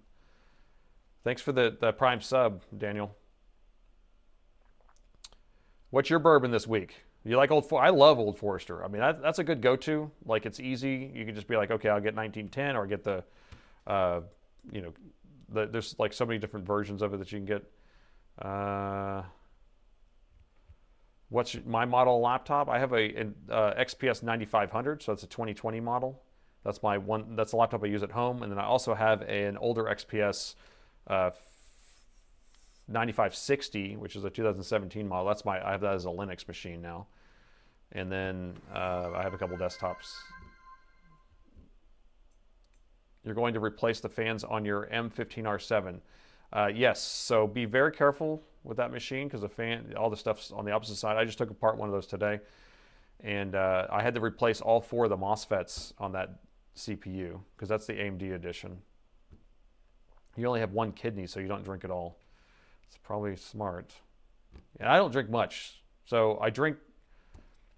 I have a max of two drinks, and I always add water it down so it lasts a long time. And so I can drink one drink for an hour, hour and a half usually. Are you getting requests for Linux installs? We are. Most of the time at this point, we're just doing ESU updates. So, or ES, is that what it is? Extended Security Updates. Yeah, ESU updates. So we're just making sure that people are enrolled in the extended updates for Windows 10 because that's free. And then we'll do force upgrades to Windows 11 if they want it. Or we've done probably a handful, maybe 10 or 15 Linux installs. What's the best or current generation of Alienware in my opinion?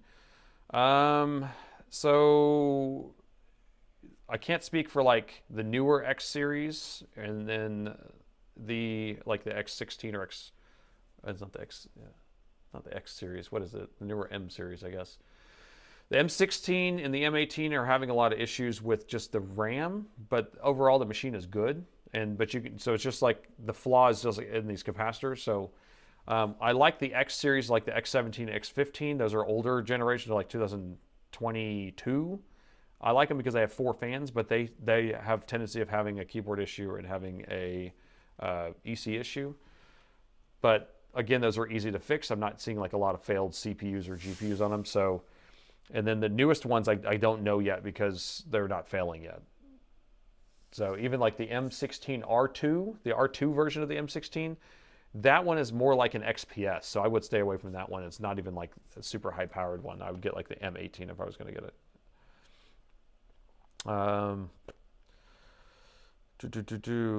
Sorry, I lost my chat. Why did you decide to stick with only Dell versus HP? So when I started the business in 2002, I had $5,000. I bought a load of Dell stuff from a Dell kind of like Dell, not L, whatever. They're purging their inventory, so I bought a truckload of stuff.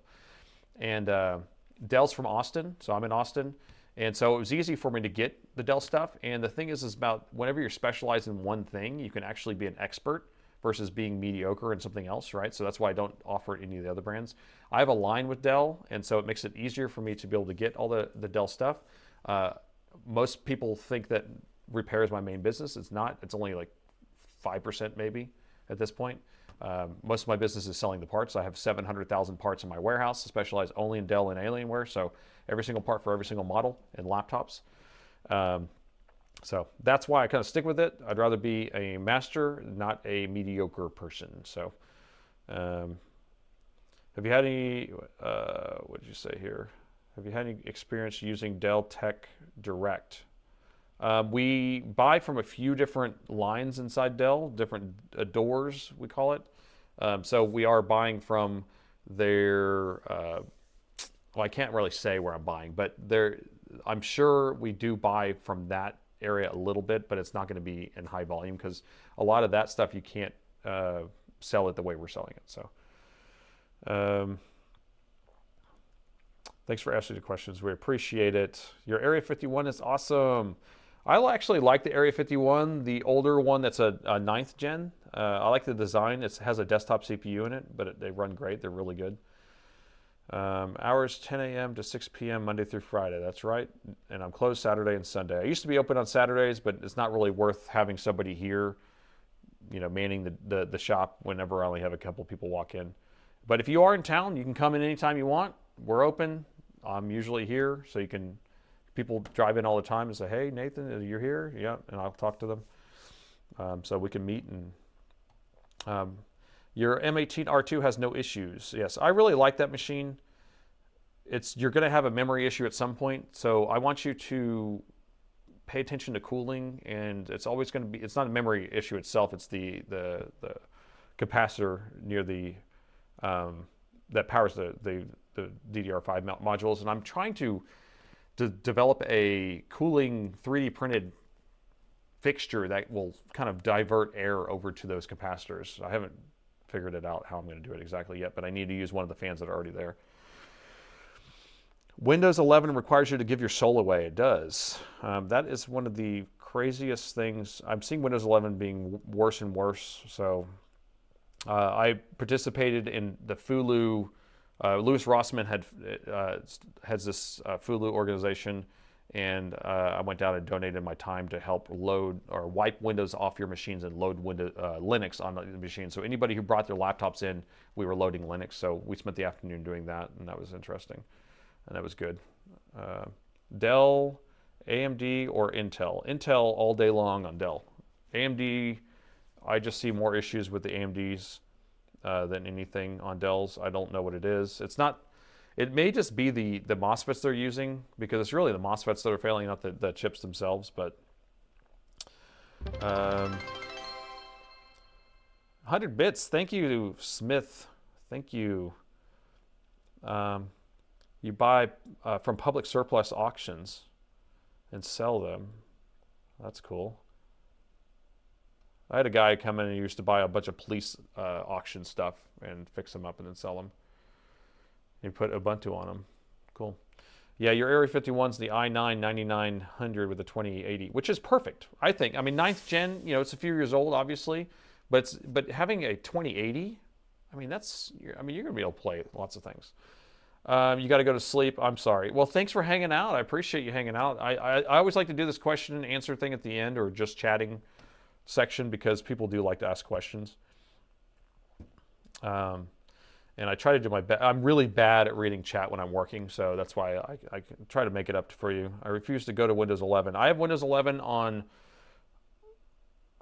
one machine, one of my machines, and then everything else is running Linux.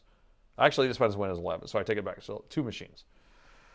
And I was trying to think, like, should I put Windows or Linux on this machine? I know you can stream with OBS, but I have all these other pieces of software that may or may not work in Linux. I don't know. I haven't experimented with it, and I hate to break this computer that I'm using every single day for recording and live streaming.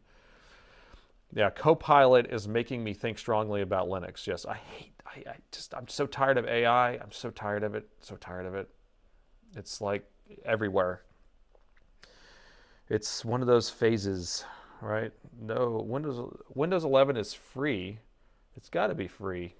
It's amazing. It activates itself. Official from a download site, from a Microsoft site. Yeah, so I download Windows 11 from Microsoft. You can install it. You can just say, I don't have a key, and you can install it on any machine. You can even use a bypass on it to install, and then it will work, and it will just say not activated. And then you can buy a $20 key if you wanted to get rid of that thing, but otherwise you just won't be able to change your wallpaper. And they don't charge for it because you're paying for it in other ways. Is your home smart?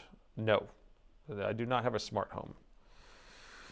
I have an Alexa in our kitchen for listening to music, and then I have a front door that I can open and close smartly, and then my thermostat's a Honeywell thermostat that I can run from my phone.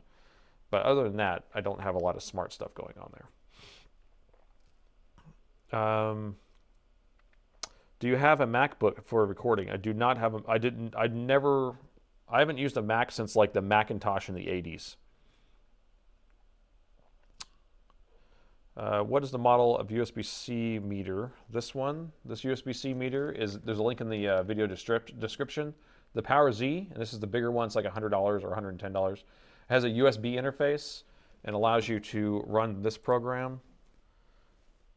And so it has some charting stuff going on, and then what I do is I take these 3 fields and then I superimpose them into our OBS up there, up in that corner, and I just put it on a button here. And the way that I'm running all this stuff, you see how I'm like pushing a panel here? I don't have a Elgato. I actually have a tablet. This is an old tablet here. It's like a 10-year-old tablet, probably. It's running like Android 5. And then I'm running a piece of software called Macro Deck. And then you can just customize your buttons however you want. So this is like my recording setup buttons up here, and this is all my live stream buttons are over here. And then I have like my opening starting video here. I'll be right back video, my ending video, and then I have my overhead cameras and all that different stuff is there. So,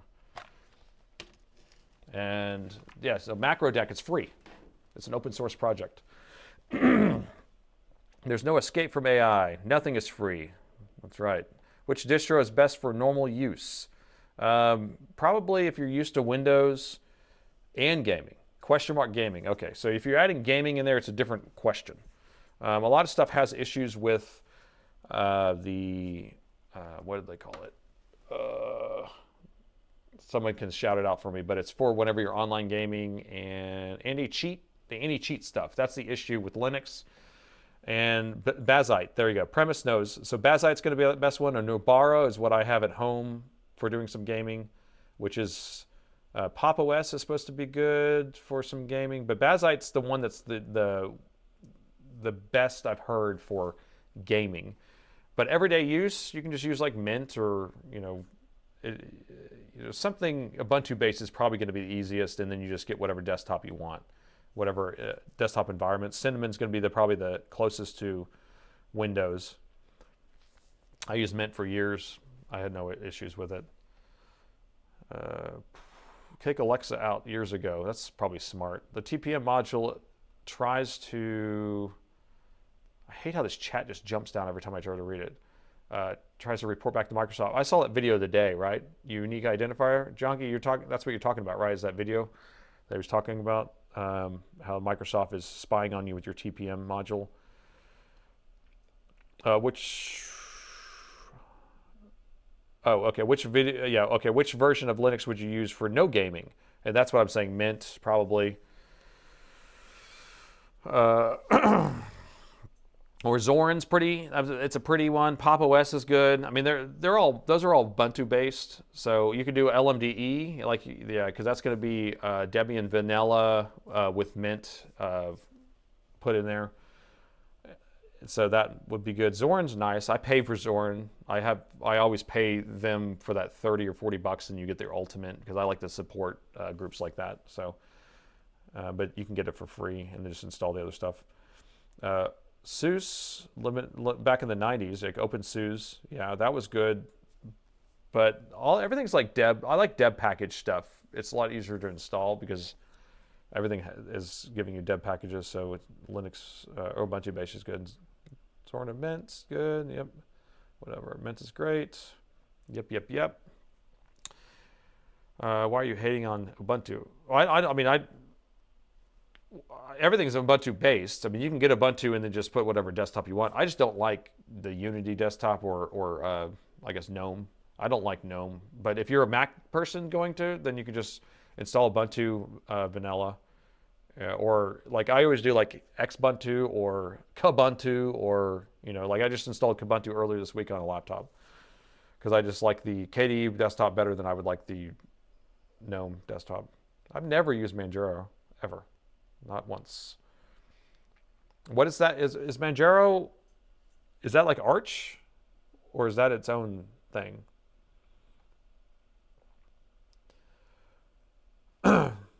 Zorin has had some weird issues over the years, but I think they've worked most of those bugs out.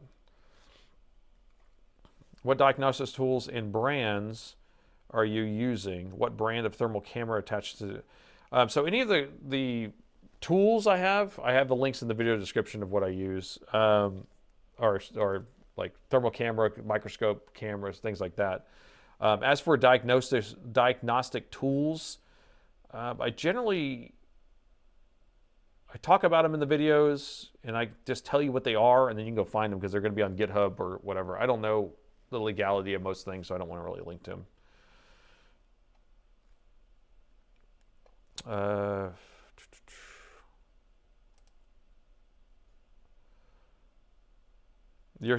Montgomery says he thinks he's going to hack his Inspiron 7500 like he did the 5000E, which is running 25H2. So a 5000E is from 2003. It's a laptop from 2003 running Windows 11. 25H2. And actually staying away from 25H2. Any machine that's telling you to upgrade to 25H2, don't do it yet. Just wait.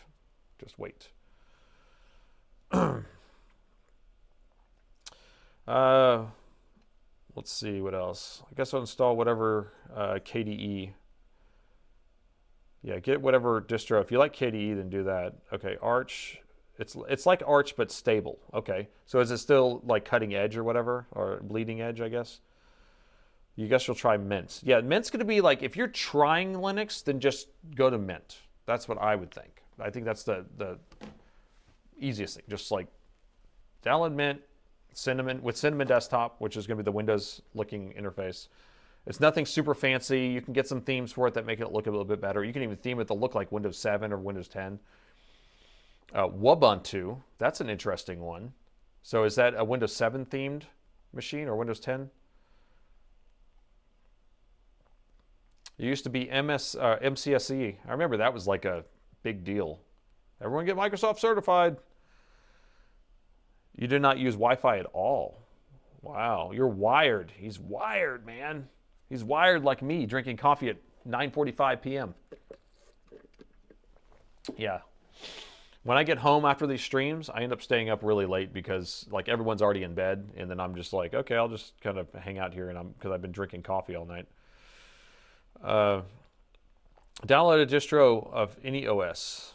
Yeah, or just try anyone. Yeah. So if you want to even do Kubuntu, that's a fun one. That if you like, if you could still stay with the Ubuntu base, KDE style or Windows style, and then that, because KDE Plasma is beautiful. A bit off topic. What is the music playing at the beginning and the end? Do we have a link to that? I don't think we put a link in the. I'll put it in this video description. My brother makes music. He's been doing it for years, and he's a musician, and so he made that track. It was just a track that I found in his SoundCloud, and so it's on his SoundCloud, which is Y-ROC is his Y-Rock is his SoundCloud, and it's called like Liquid Metal Dreams or something. I think he renamed it to that because I'm putting it on this stream here, but. So, but all the music that I put in any background music I put in any video is always going to be one of his. Besides actually this one that I did short a couple weeks ago, that was actually made by my video editor's son. Yes, I forgot about that. Yeah, you could try Mint with just using a USB live environment. So you can do it without even wiping anything out.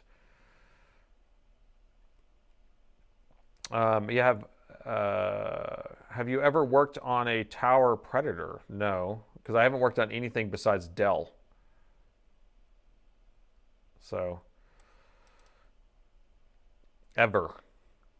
No, not ever, but I generally don't work on anything else. Sometimes someone will bring, I had to reset someone's Windows password for them on an HP laptop. It was a friend of mine. I had to do that recently. Hold off. Hold on, what's going on? I hate how this thing jumps. I can't read it. Maybe I'll move this menu over here.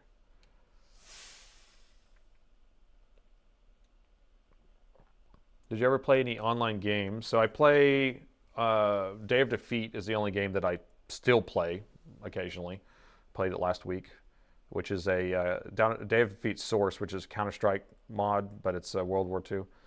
And there's still about 300 people who play that game. It's old.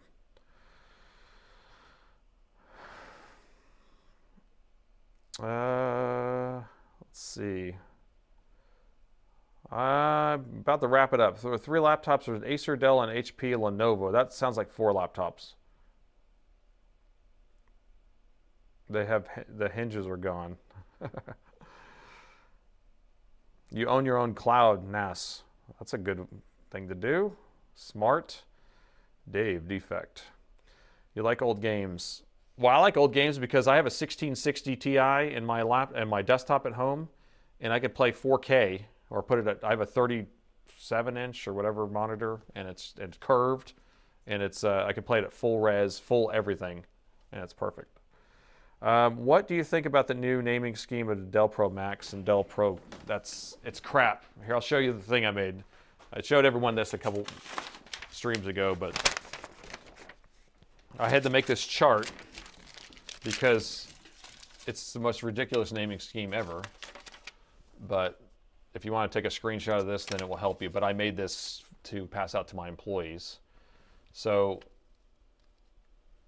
we have Dell Pro Max 16 Plus, and so I just took like the longest name of whatever. And so I'm breaking down what that is. It tells you what each thing is for, what it means, and then this tells you like these are the base models, and the letters on the end is basically like a 3000 series, 5000 series, 7000 series. So a DC, if it starts with DC, then it would be like a 3000 series Inspiron with the lowest specs, made of plastic. But if you got like a DA, apparently that's a XPS, apparently. I don't know why. It seems like it'd be built a little better than that. And then Dell Pros are going to be latitudes, and the Dell Pro Maxes are going to be precisions, most likely. So if you want to take a screenshot of that, this is just something I made up with. It's probably not 100%, but Smith, thanks for the bits, man. Thanks for those bits. And then this number at the end will tell you what CPU it has. I just have Intel 0, AMD 5, but I have seen 1 at the end, so I think that might be the Qualcomm. This is the year, that's the screen size, and if it has a 0 here at the starting, then it means it's a 2-in-1. So if it's 0.6, then it would be a 16-inch 2-in-1. So anyway, I think it's stupid that they sit there and go, Dell Pro Max Premium Plus. You know, like, why are you going to put all these stupid adjectives on it? So that's it, man. All right. Dave defeat. Now I get what you're saying. Day of defeat, Dave defeat. My Dave squared. I love my Dave squared. So my two Daves, we got DIY Dave and we got Dave Unbranded. Those are our mods. And then we got Premise. We got other mods too, but we got our Dave squared mods. I love them. Okay. Sorry I didn't answer all the questions, but I'm going to wrap it up. It is getting time. I got to get home. My kids are getting in bed, and I got to get home before they get in bed. And so wrapping it up, Sunday stream, we're going to install that CPU. So come for that. We'll see if that works out. Probably not. I get low, probably 10% chance that it's going to work anyway. But I want to thank all my mods for all their hard work, keeping the chat clean and safe. And I want to thank all the new Prime members and all the new memberships and all the likes and all the bits and all the donations and all the fun stuff. And appreciate each and every one of you. And thanks for watching.